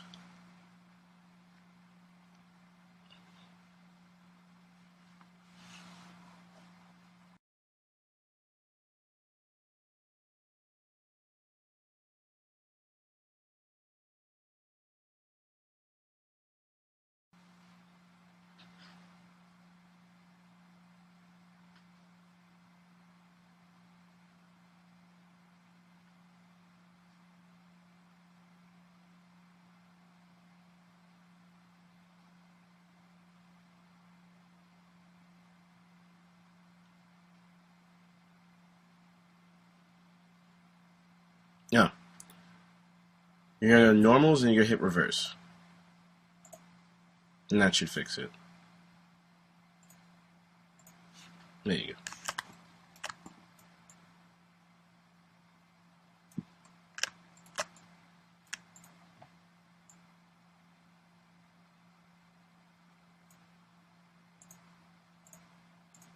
go. Oops.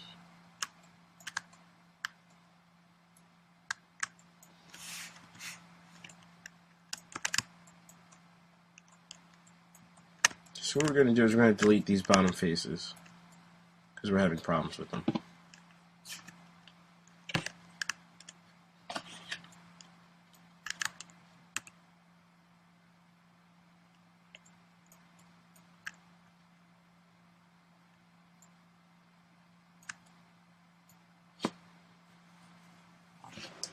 So what happened here was we had an extrusion problem. We may have extruded one too many times. So what you do is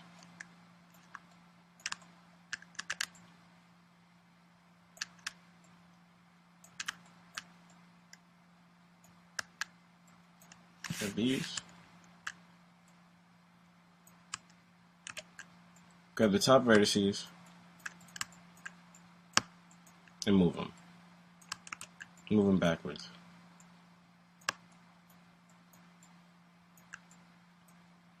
Grab these vertices and move them downward.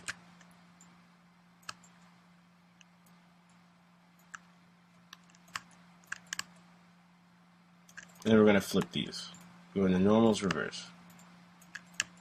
And that's how you're going to fix that problem if you ever run into it. So we're going to straighten these faces out. Do the same way.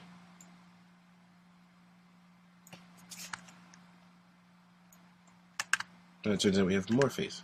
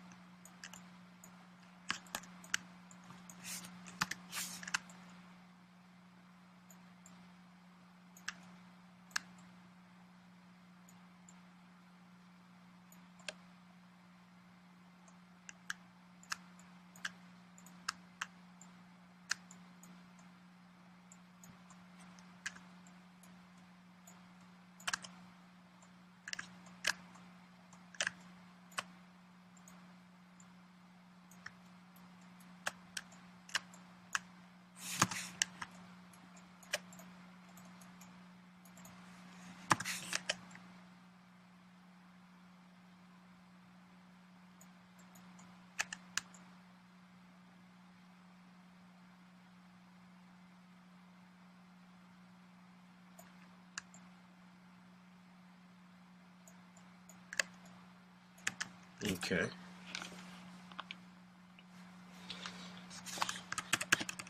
Just to save us all the trouble.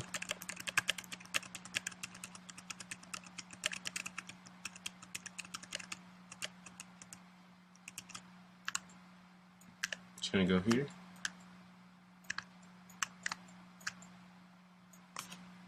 And delete the whole bottom.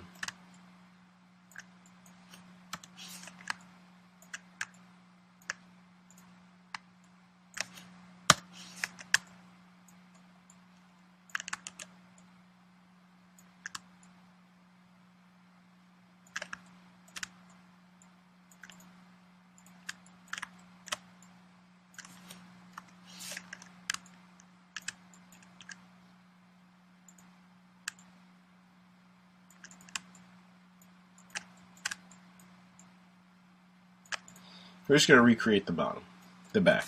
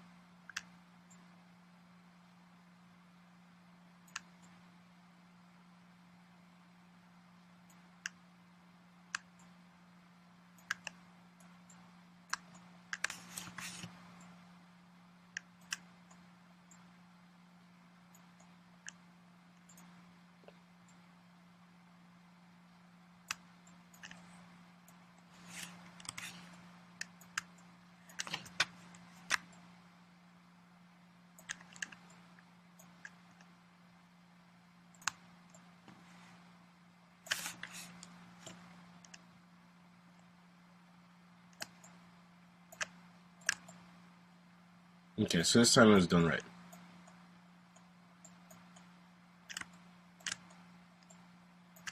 I'll fix that hole.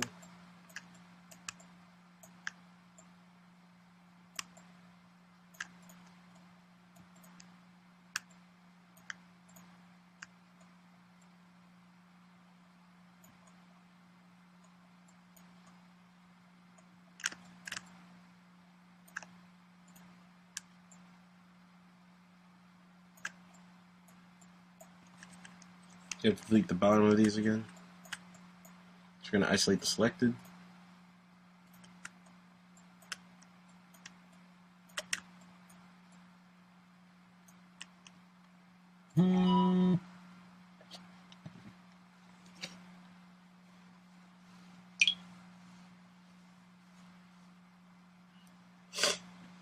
Okay.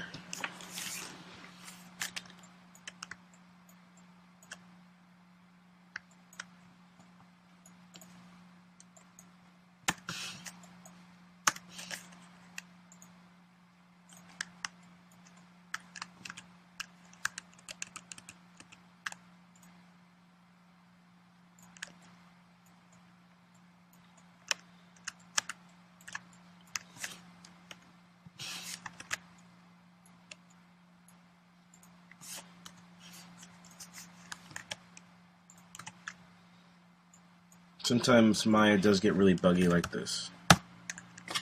With a little patience, you'll be able to get through it.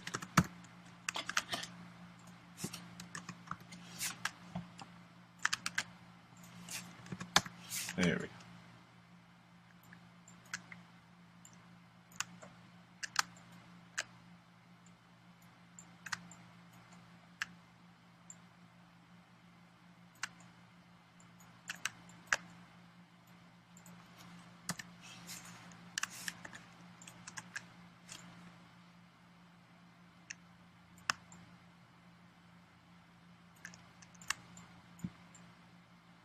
Alright, perfect.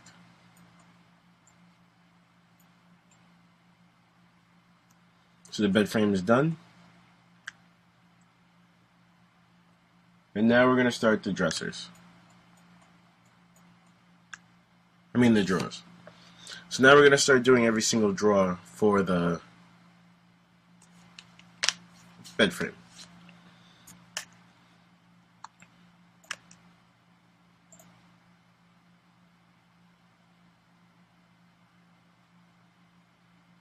As you can see, one part is just a simple door, and the others are the drawers. So what we're going to do is we're going to copy and paste again,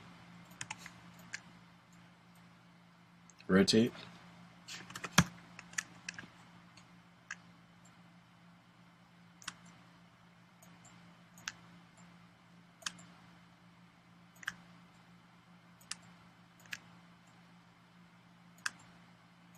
we're just going to scale it to what it needs to be.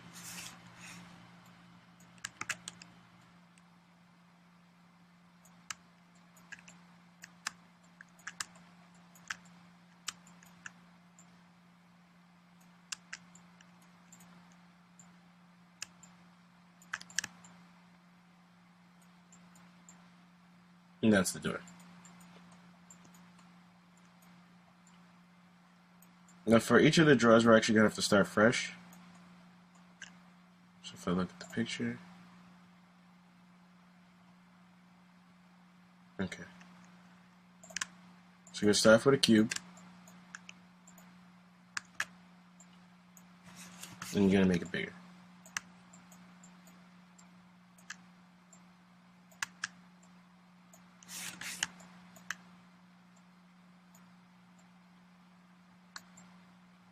Let's make it just big enough in order to fit.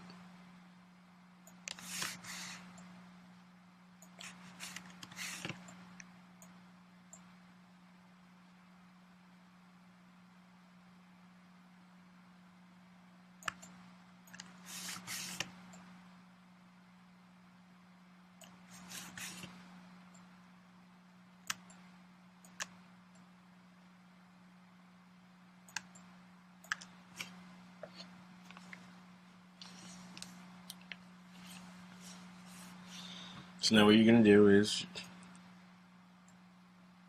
cut one here on each side and one on the bottom.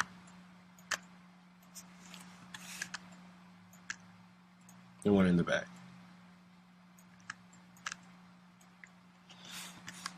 You're going to take these two faces,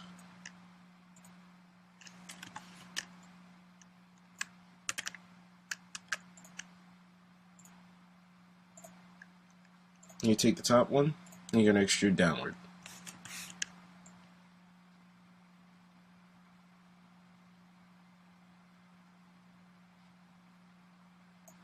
So while doing this, you're going to delete this face.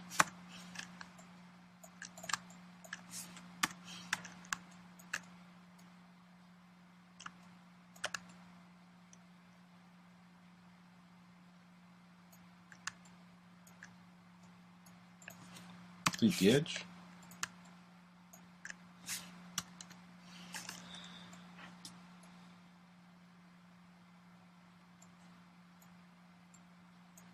Go adversity and snap it.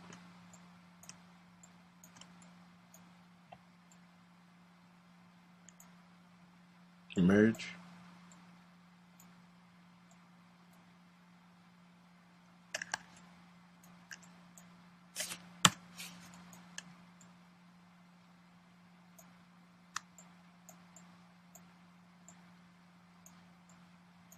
Oh.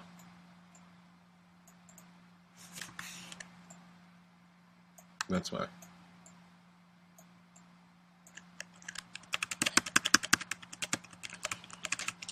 Okay, we're going to try this again.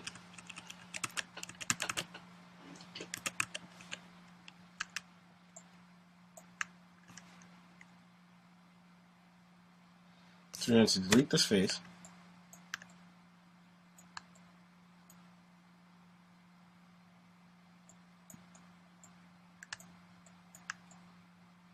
And we're going to extrude this face downward.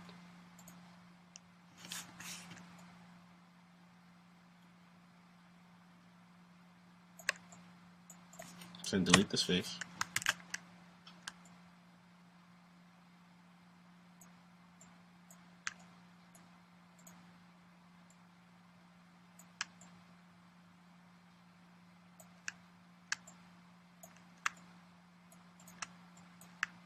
Bring it up. Delete that.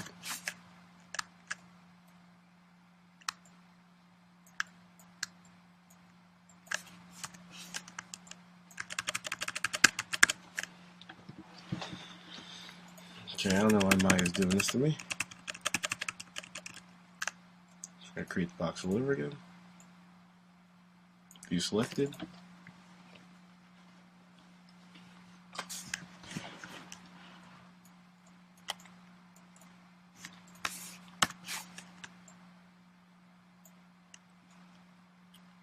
And we're going to select each edge.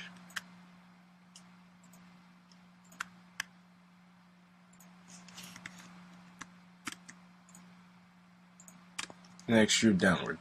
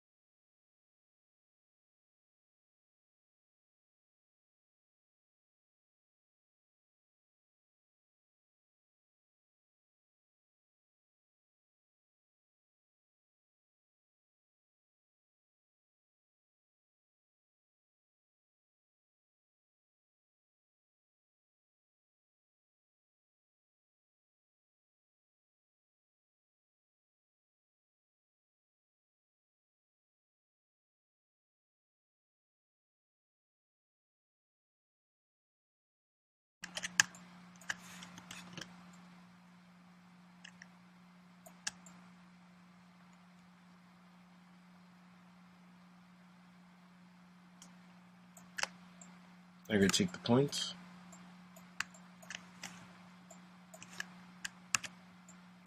Actually, let's do this first. I'm going to extrude this edge. Grab the vertex. Snap them. Merge them.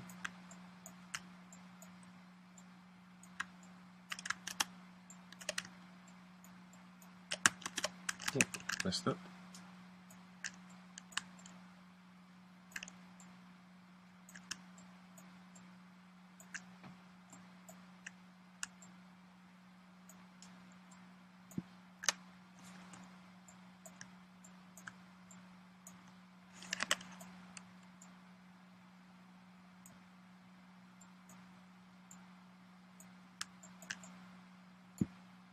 And this brings this edge down and even it out. Oh.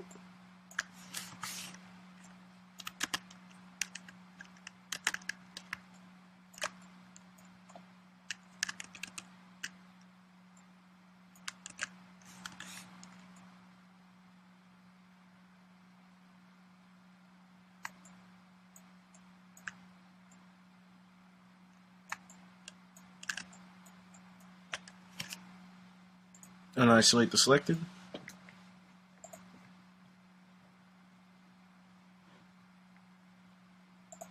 And now we're going to build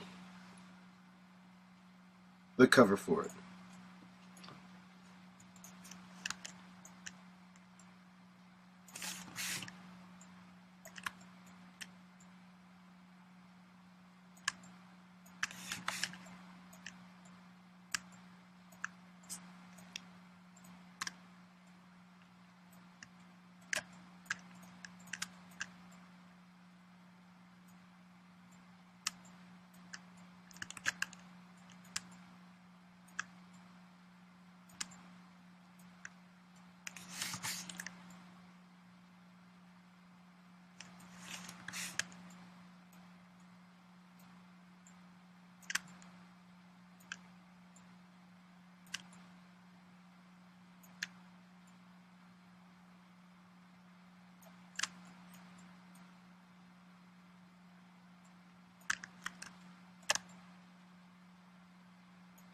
Now the drawer is done.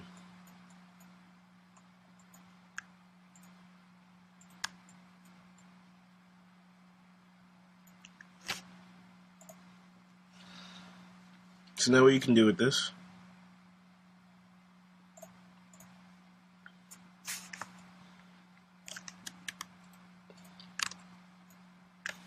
you copy, you paste, and there are exactly 1, 2, 3, 4, 5 drawers. So we're going to have to match that. Just going to scale it.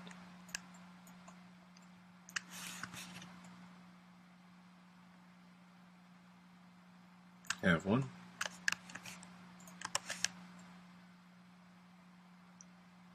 2.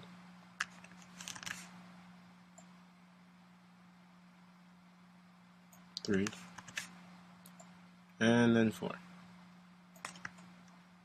Now that they all can't fit, we're all going to scale them all together.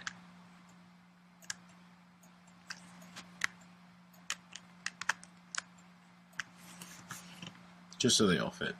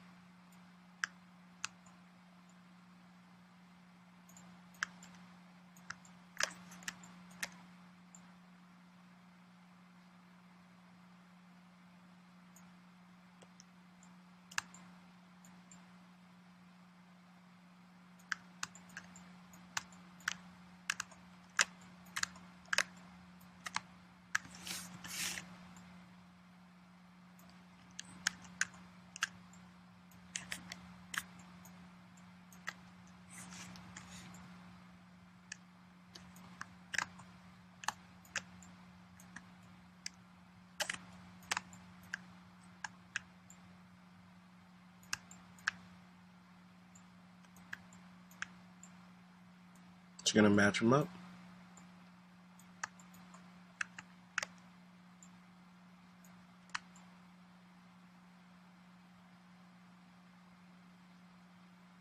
Now we have the outside of all of them.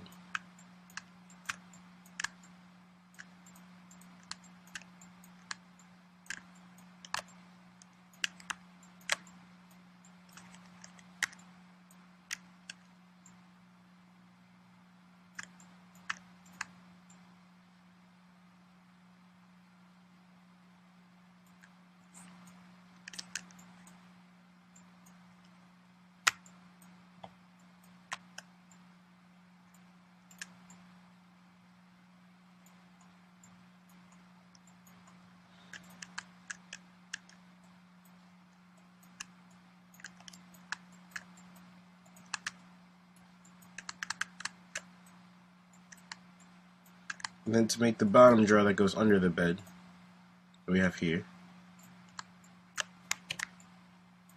you're going to do the same thing you did for the little ones. You're going to copy, paste,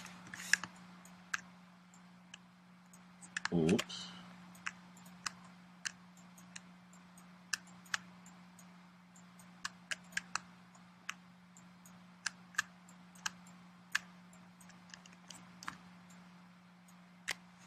and copy, paste, bring it out, just make it longer.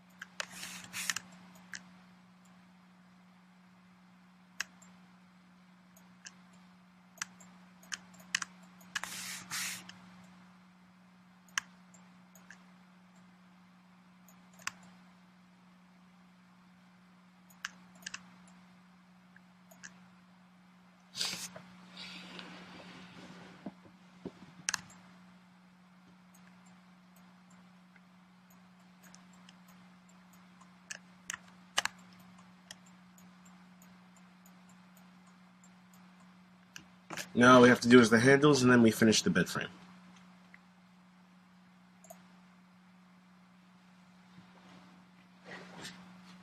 So everything you do is going to grab a square,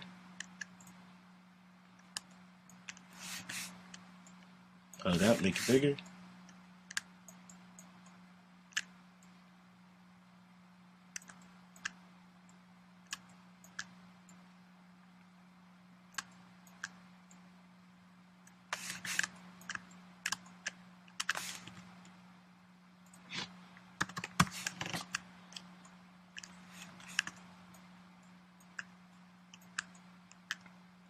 And we're going to name it door handle. So that's what we're going to start with first.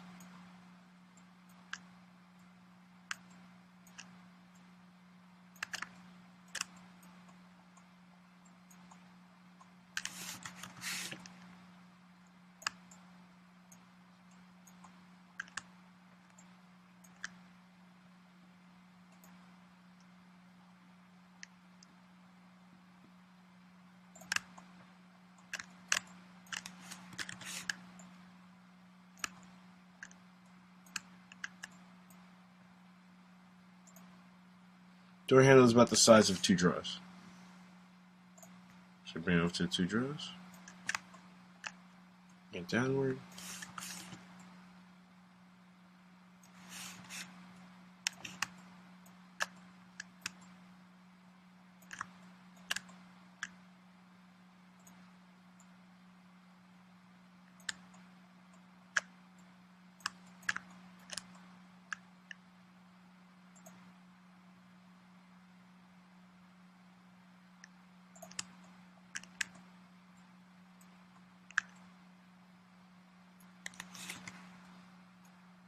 Should make it a bit thicker.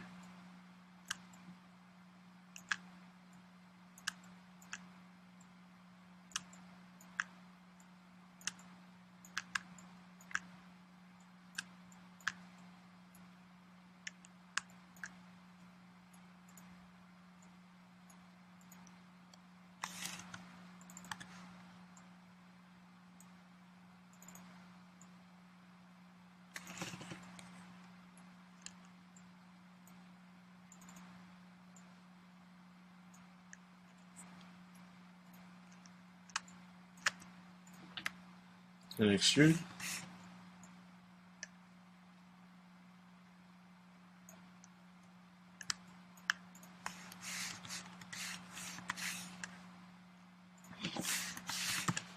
Going to rotate 180 degrees in the x-axis.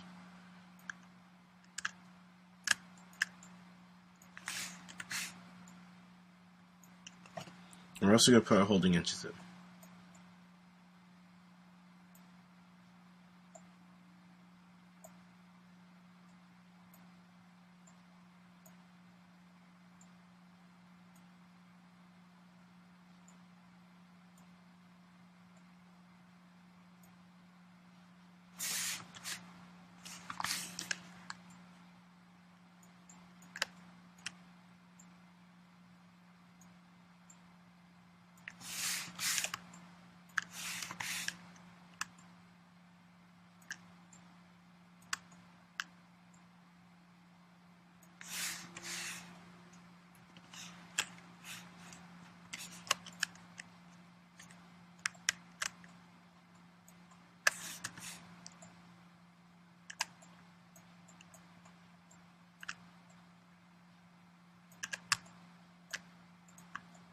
Name in the handle. The only thing you need to do is copy and paste the rest and resize it to match each of the other drawers.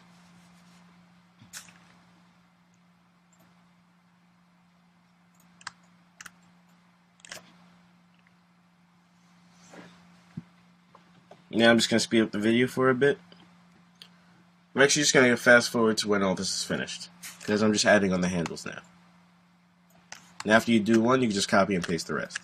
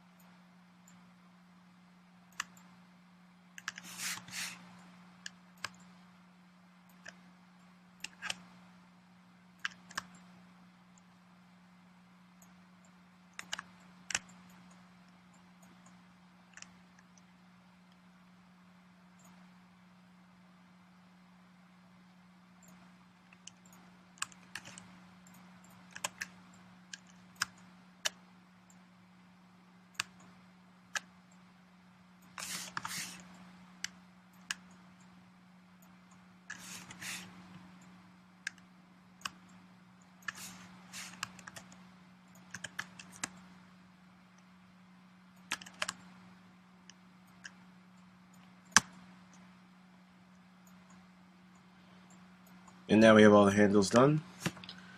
So let's check what else we have to do. So now we're on a pretty good start. We have all the dressers done. We have the bed frame done. You could do the end table after we actually model the room, which that's not really going to take too long.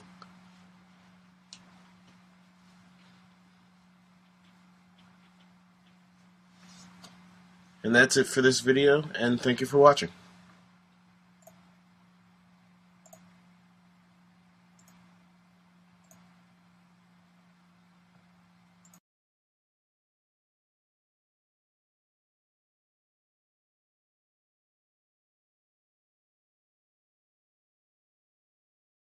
Okay, welcome everybody. In this exercise, I'm actually going to teach you how to use the hypershader. Now, the hypershader is used for texturing, and to get more in depth with texturing, you use something called UV editor. But we're just doing really basic texturing, so the only thing we're going to use is the hypershader. So what you're going to do is you're going to select your model, go to Display, actually Window, Rendering Editors, and then Hypershade. Now with this, you're going to get this dialog box. This dialog box is going to have a bunch of stuff.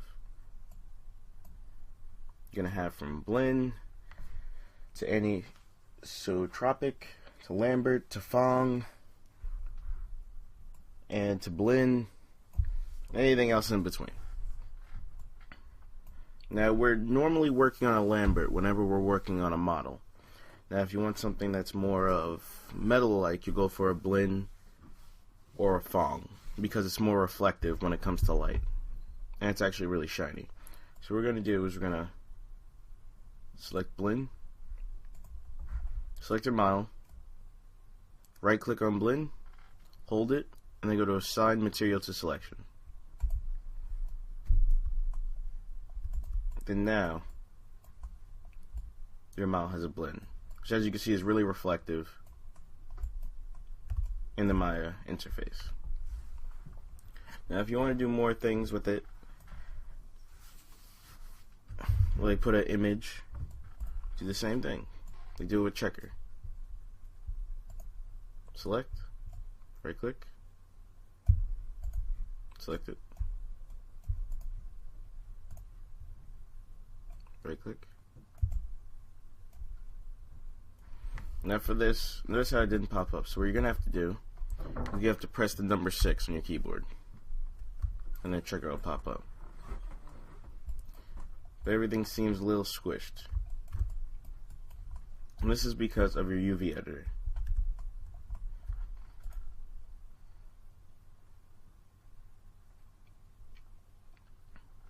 Oh, it's found right here.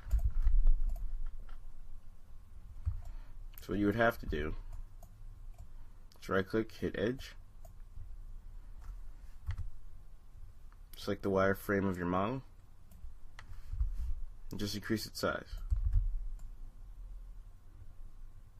Now this will not always be this easy.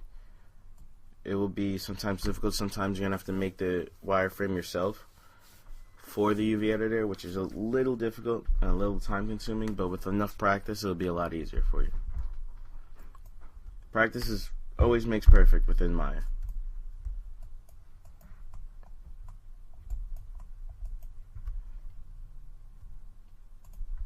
If you want to change the color, all you think you have to do is go back to Lambert,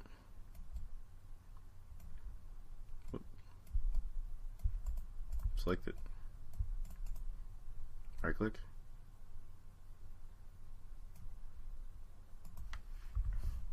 okay, and you'll be able to edit this within the attribute editor. It's right here. You go to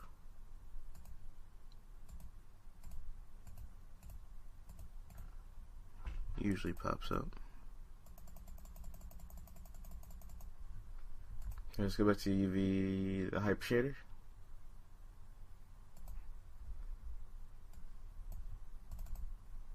Just double click, and you'll be able to change the color right here. So if you want it to be red, hit color, change it to red, and change the pillow or any other Lambert to whatever you need. Now if you don't want it to affect every Lambert, the only thing I suggest is just to go right click, hold it, go to assign new material, and then just select Lambert again. So you go to assign existing material, Lambert 2, and it'll change the color. And that's a little bit about the hypershader. Thank you for watching.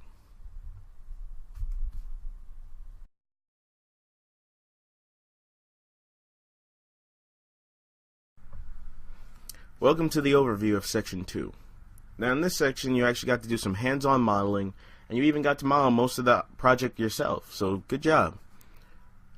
So what you learned in this actual section is you learned basic modeling, you learned kind of the anatomy of a polygon, you learned a few tips and tricks in order to get your objects from where they start off to be to where you actually need them to go. So from a square to an actual bedroom set, or from a square to a lamp. You've learned to sketch a wireframe, get more of a Maya way of thinking, and also to get more of a way of seeing things in more of a 3D sphere on a 2D plane. You learned basic texturing using the hypershader in order to change something's color, or just to change the material of it itself, whether it's a bling, a thong, or anything like that, which in the next panel you'll see a little bit more of what those textures actually mean. And you learned to gain some confidence and to be able to actually step up and say, hey, I know how to learn Maya and I actually know what to do. So thank you for completing section 2, and good luck, guys. Move on to the next section.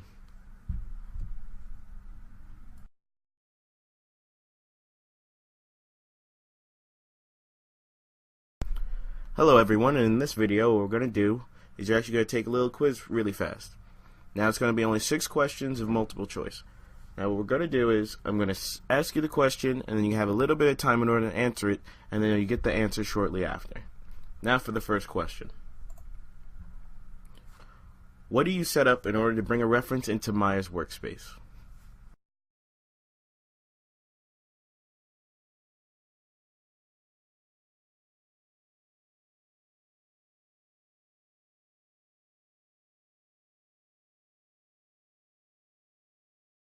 If you said the image plane, then you are correct.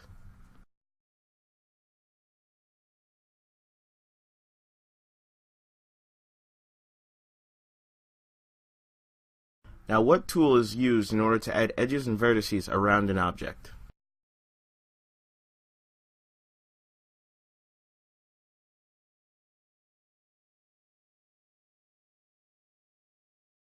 Yes, it is the split edge tool.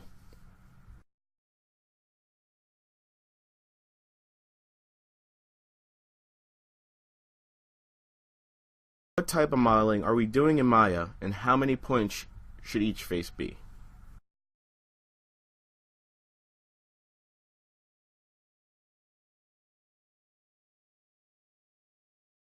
If you'd answered polygonal modeling and 4-point faces, you are correct.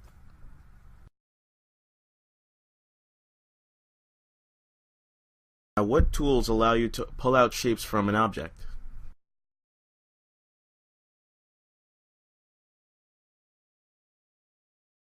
And that would be the extrude tool.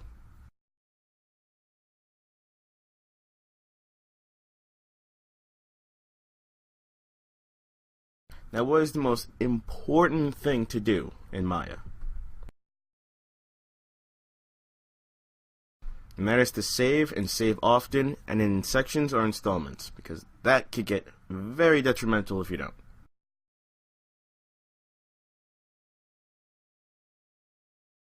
What is the most fundamental thing to do in Maya modeling? And that is to model the object in sections.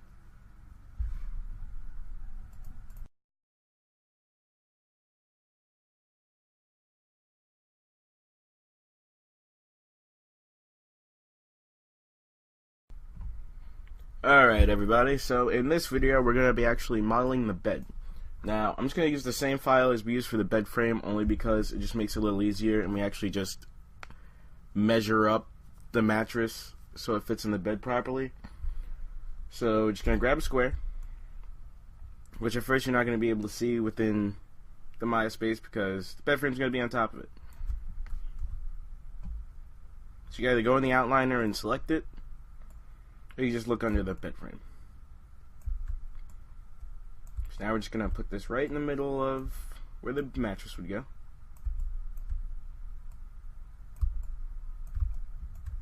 And we're going to scale it.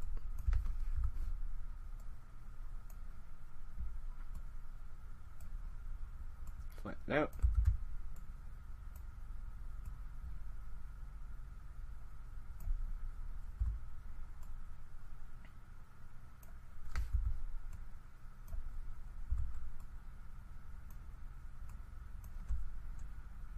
We're just going to match it up till it just looks right.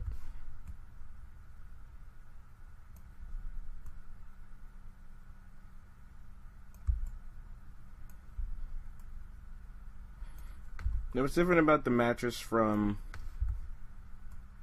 the actual bed frame is more rounded and not really square.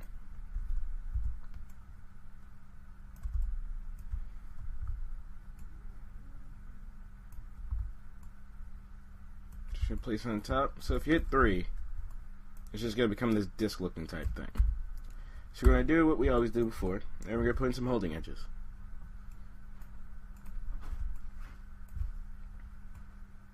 This side, see if you hit 3, keeps the shape a little bit more. This side, and this side. Can you hit 3? And there you go. You have your rounded mattress. Now you can go a little bit into detail if you want,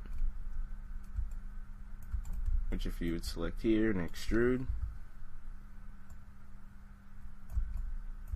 and drop it a bit. Just as sometimes those mattresses have those indents on them. So when you round it out, kind of have that dip. And that's all you need to know about making the mattress. You just copy and paste it.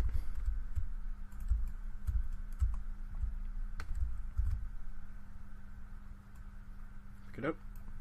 Just put it on the top one.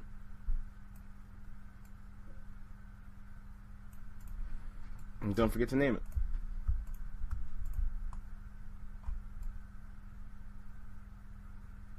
Lagging a little bit. Don't forget to name it. Middle mouse click, bring it out of the group. Delete the group. This will be bed 1. This will be bed 2. And that's all you need to know. Thank you for watching.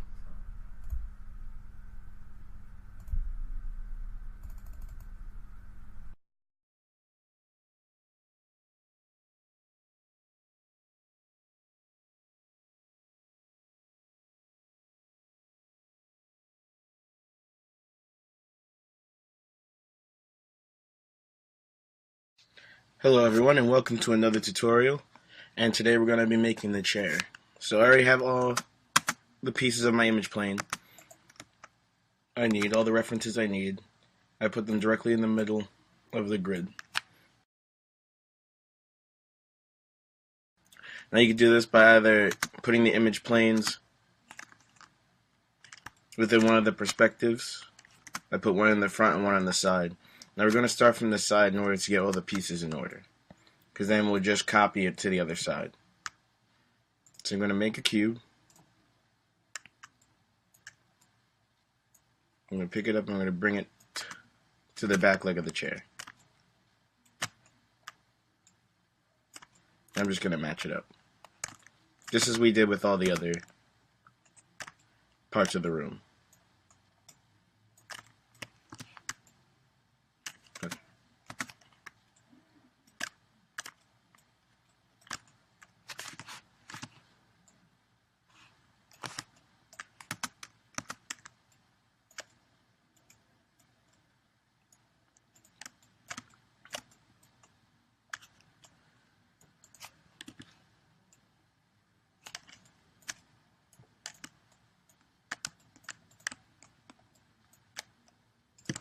You're just going to extrude and follow along.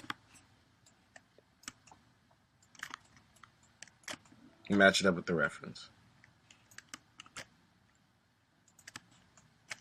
And to make this easier, I'm just going to bring it from top to bottom.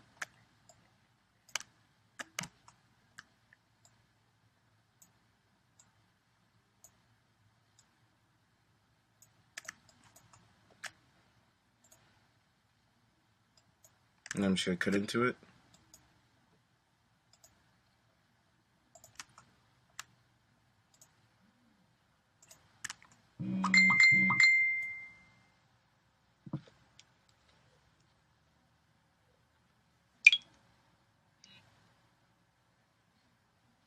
Now we're making the chair into pieces, and we're going to use the edges to fill out the shape and move it in place.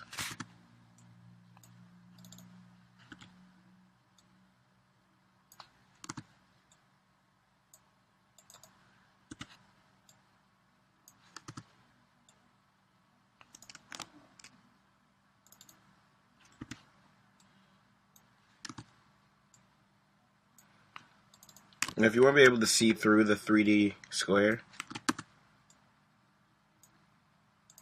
in order to match the polygon,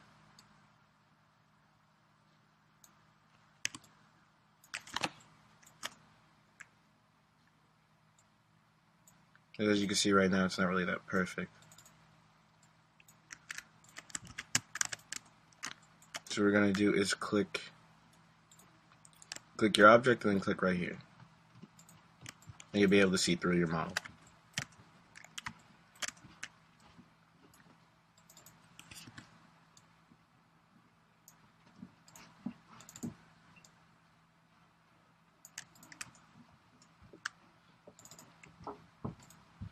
And now we're just going to add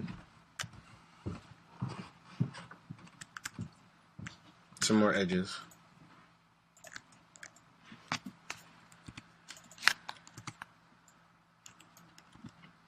I'm just going to fill it out for the chair.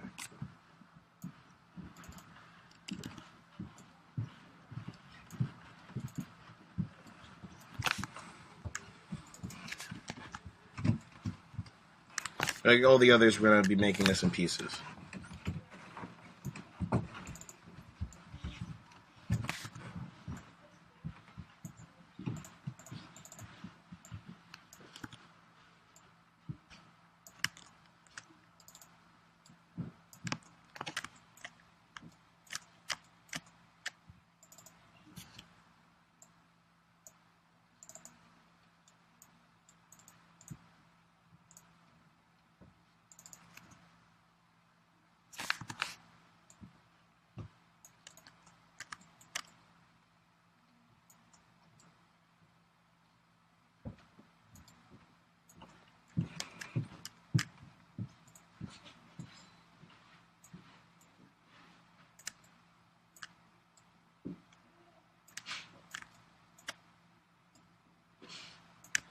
Now since we have that done, we're just going to save it.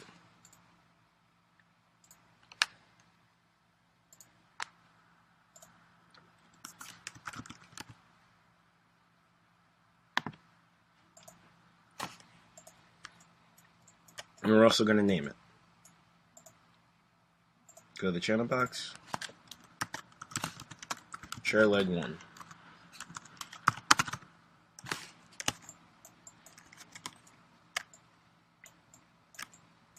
Now we're going to create the other leg, and we're going to do it the same way. Take the cube, bring it up,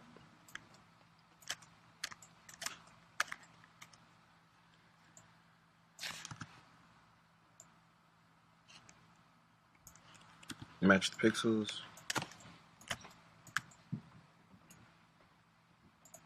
grab the top face,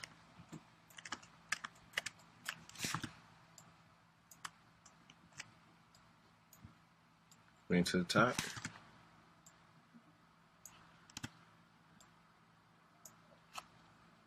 and we're going to cut into it and work our way down.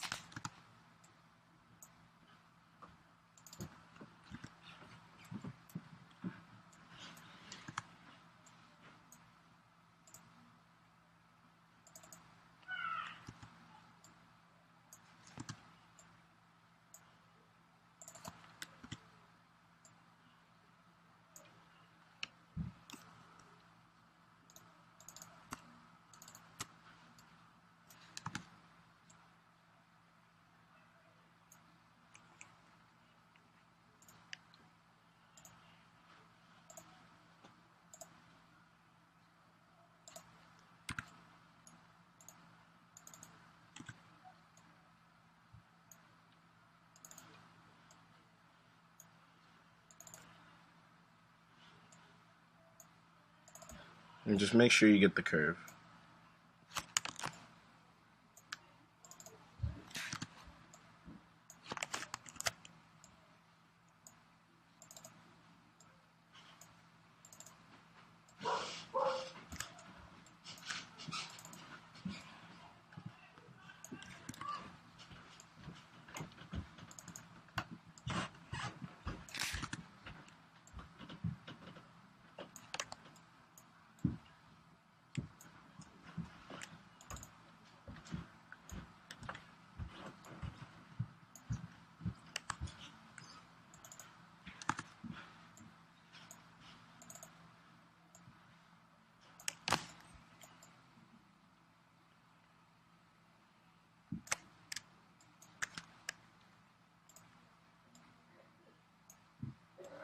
Find the holding edges.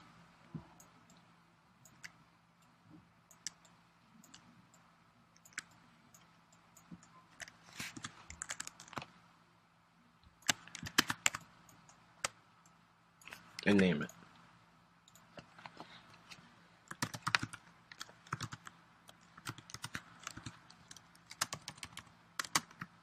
And now save.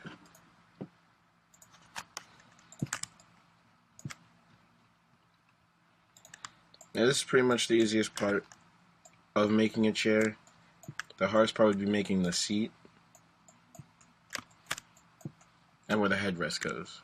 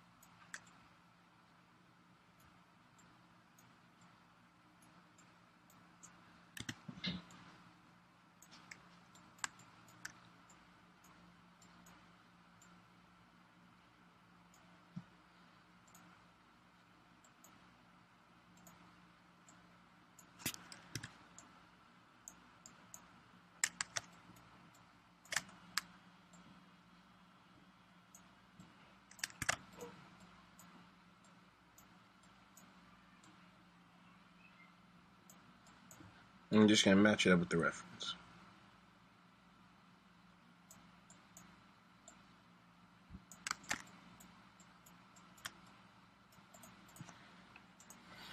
Put the side one and save.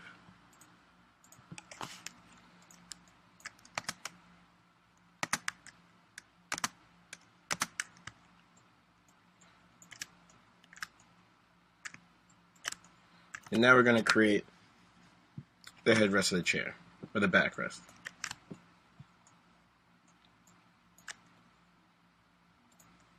And by the end of this, we'll put it all together.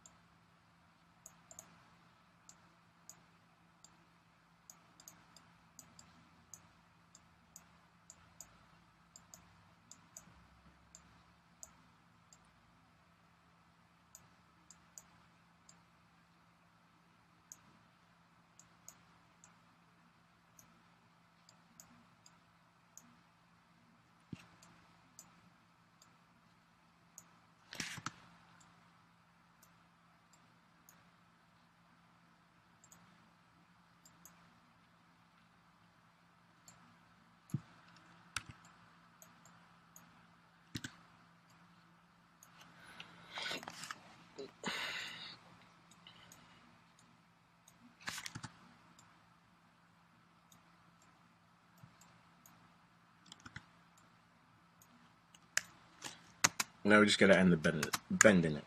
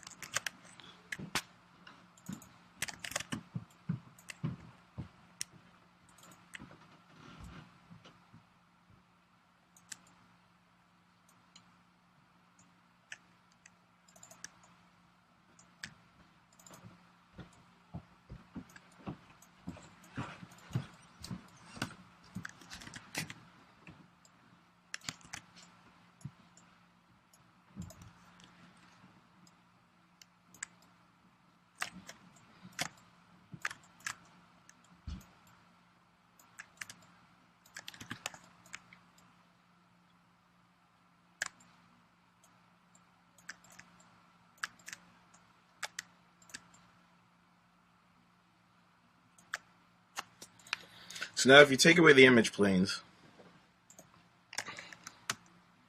you start seeing half the chair that we're creating.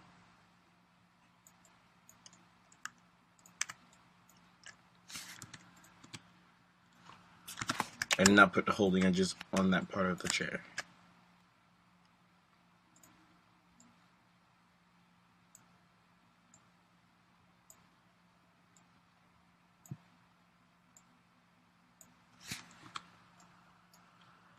There we go.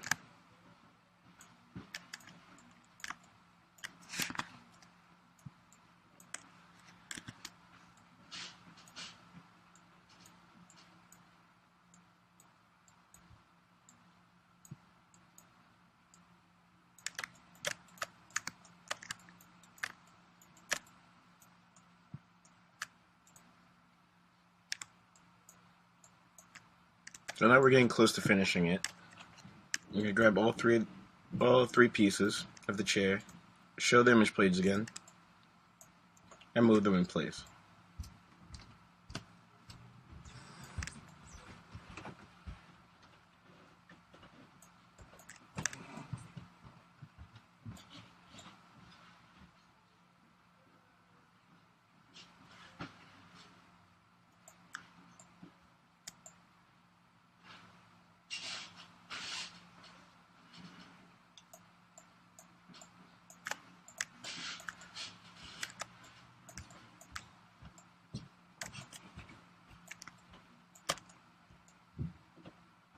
This gives us more of an accurate representation of the chair.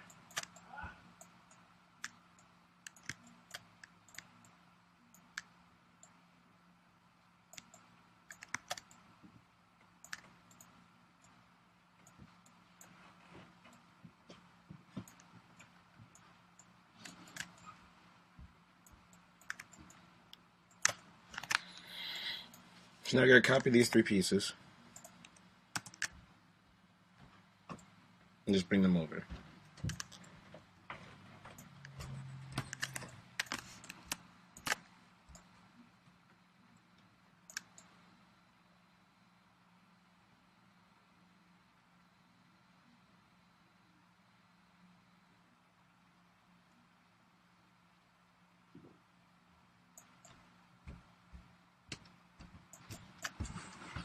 I'm going to move the rest in place.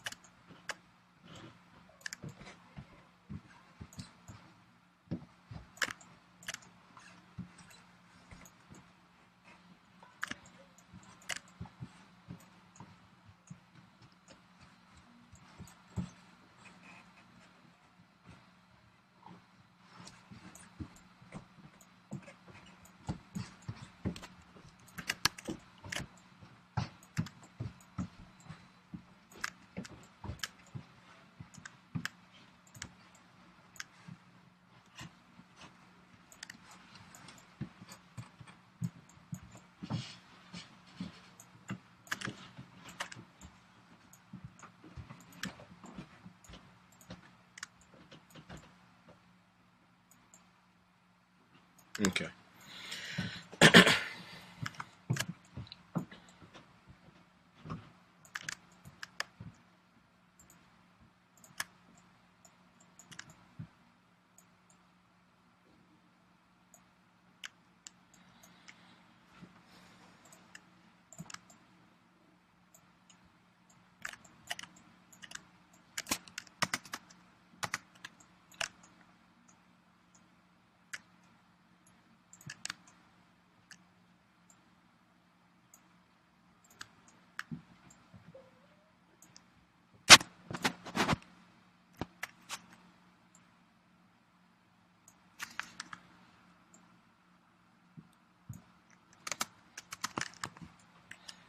We're still trying to match it with the reference as best as we can.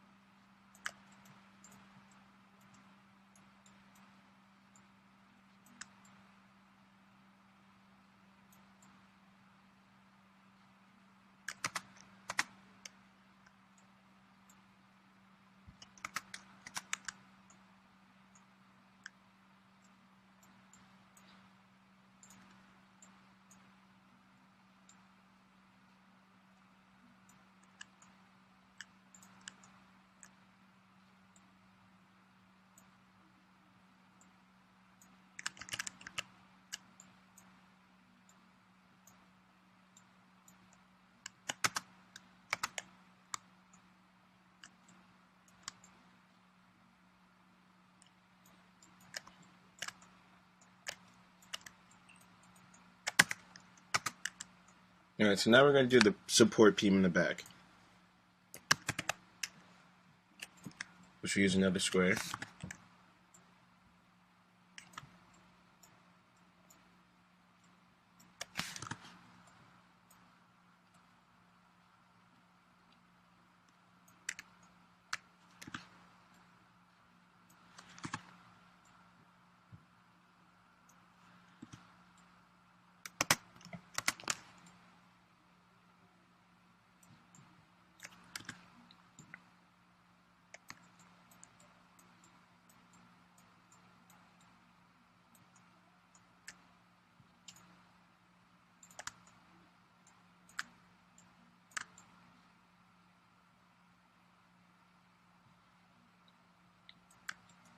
This will also have a slight curve in it.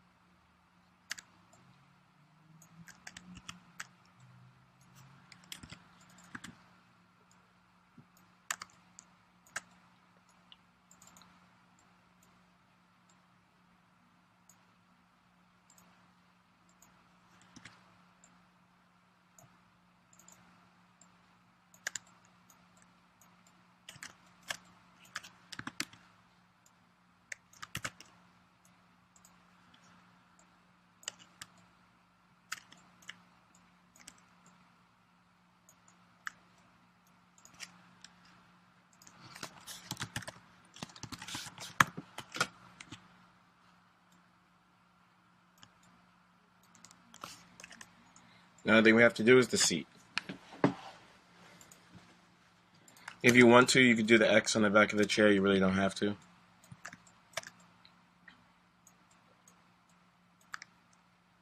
You do right now is start to do the seat.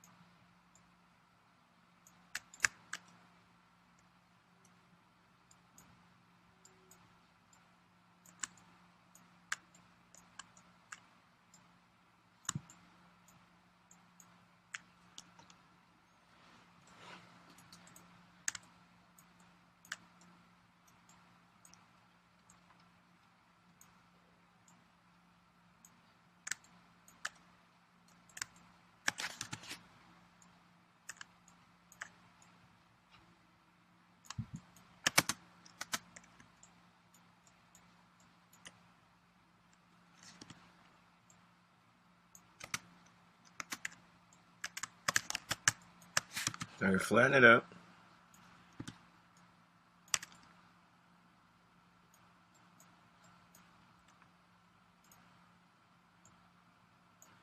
Throw an edge into the middle of it. This is so we can round it out around all the edges.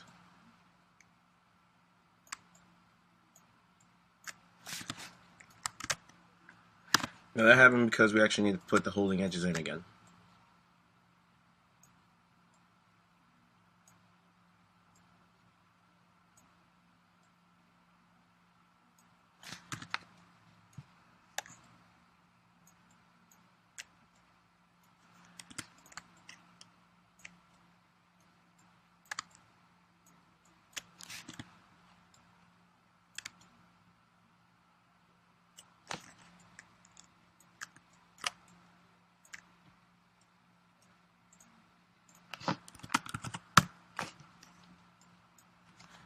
So now we're going to select the whole thing, smooth it out, and see how it looks.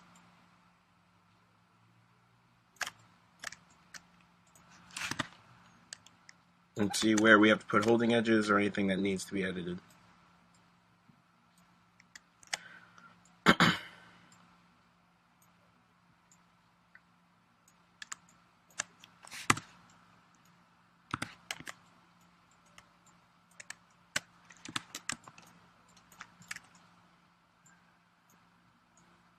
And that is the chair.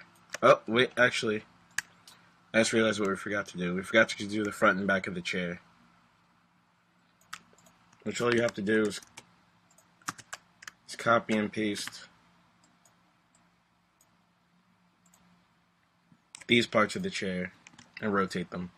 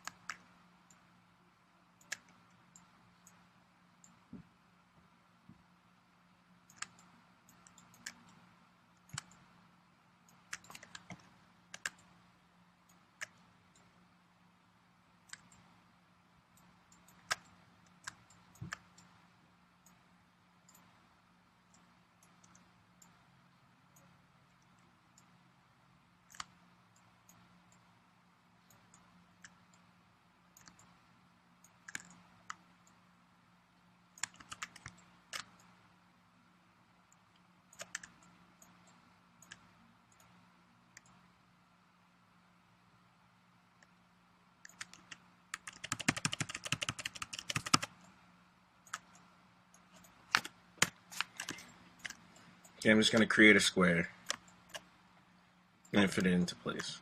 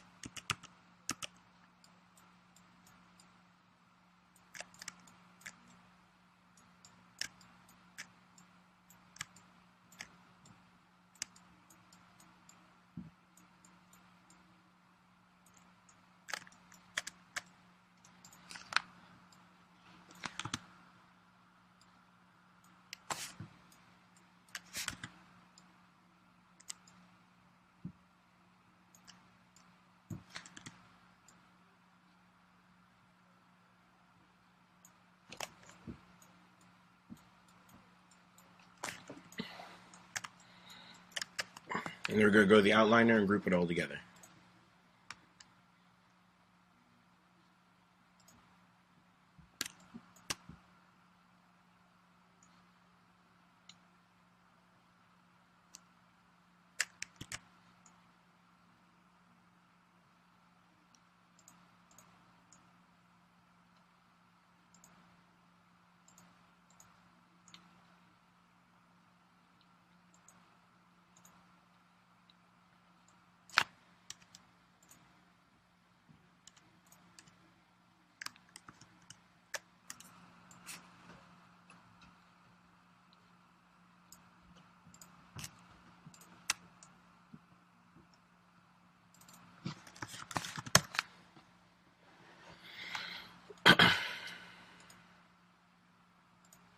And then we're going to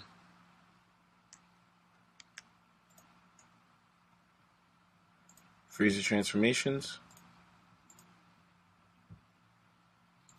delete the history, edit, delete by type history. We're going to center, and we're going to center the points. Let's go to modify center pivot. Save.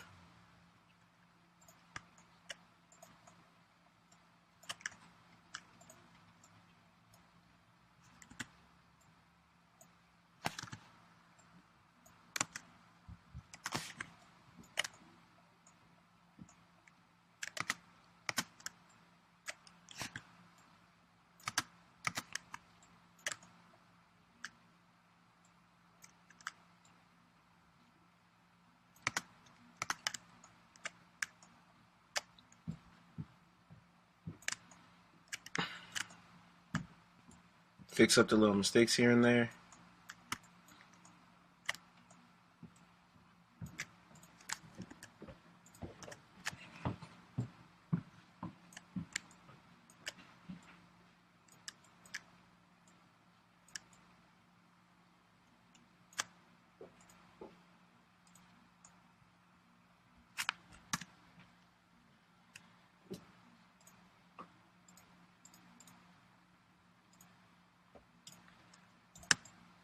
Save, and then you're done. And you've created the chair. Now in the next video, we're going to put everything together and you'll be completed with your project. Thank you for watching.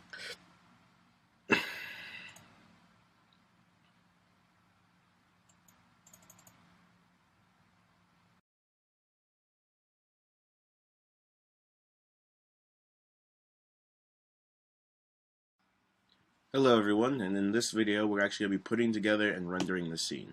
Now most of the video is going to be actually sped up just so you can see the process I go through, because there's not really much more I could teach you. It's just importing and resizing and moving things around in order to get the scene just as it is in the reference, which as you can see in the background I've added it on the image plane just to get an idea of where everything is.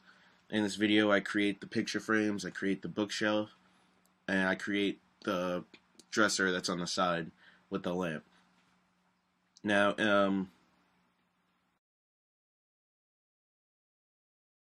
video is going to be started up to speed up in a little bit. So then what I'm going to do is I'm going to slow it down when it comes to the rendering sequence and give you more insight on what I actually do in that situation.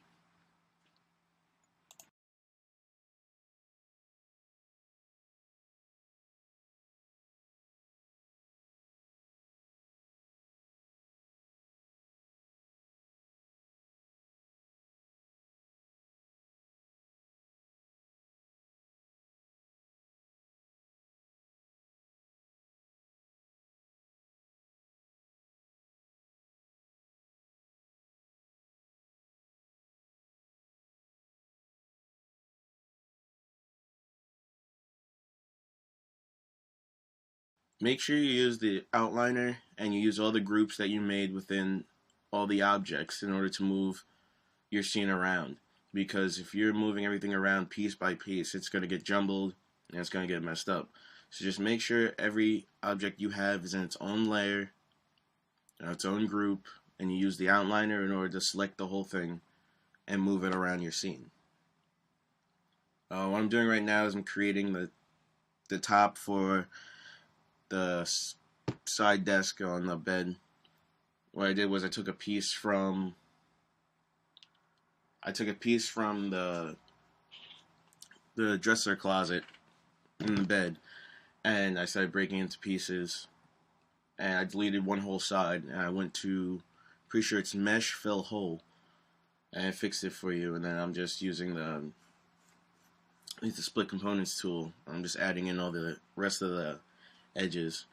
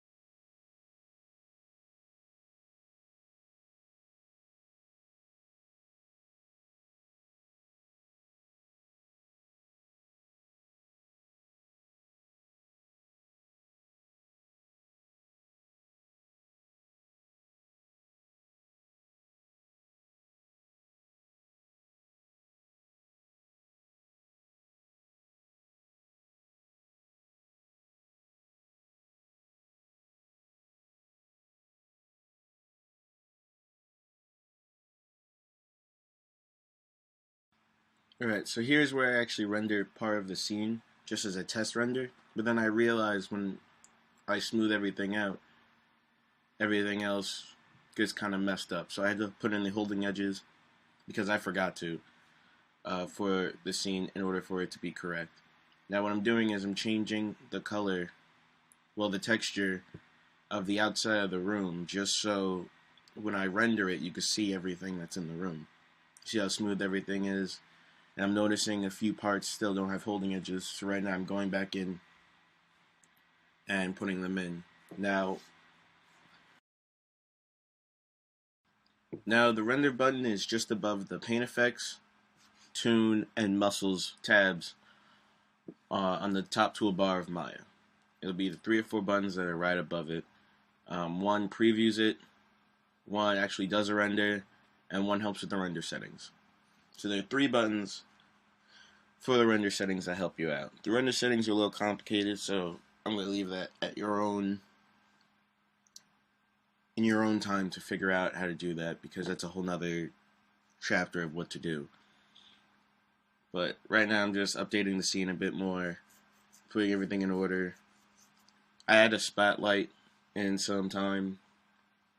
Add a spotlight, which you could do by just going to the render tab and then choosing the spotlight. And I just made the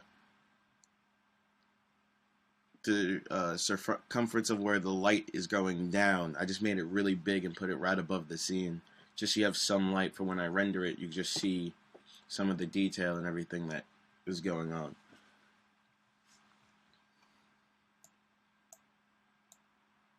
Now the video only has about a minute left. I would say watch it and learn a little bit about more of the rendering process. See how I scroll around, see how I'm choosing the spotlight and I'm messing with the spotlight, things like that. And then that'll be all. You finish the project. You should be able to do anything I really could do in Maya, just use the same techniques that you learned here, would be putting in the holding edges, using an image reference, and then copying around the reference. Anything you really need just to get it done. I hope you enjoyed the rest of the video, and thank you for watching.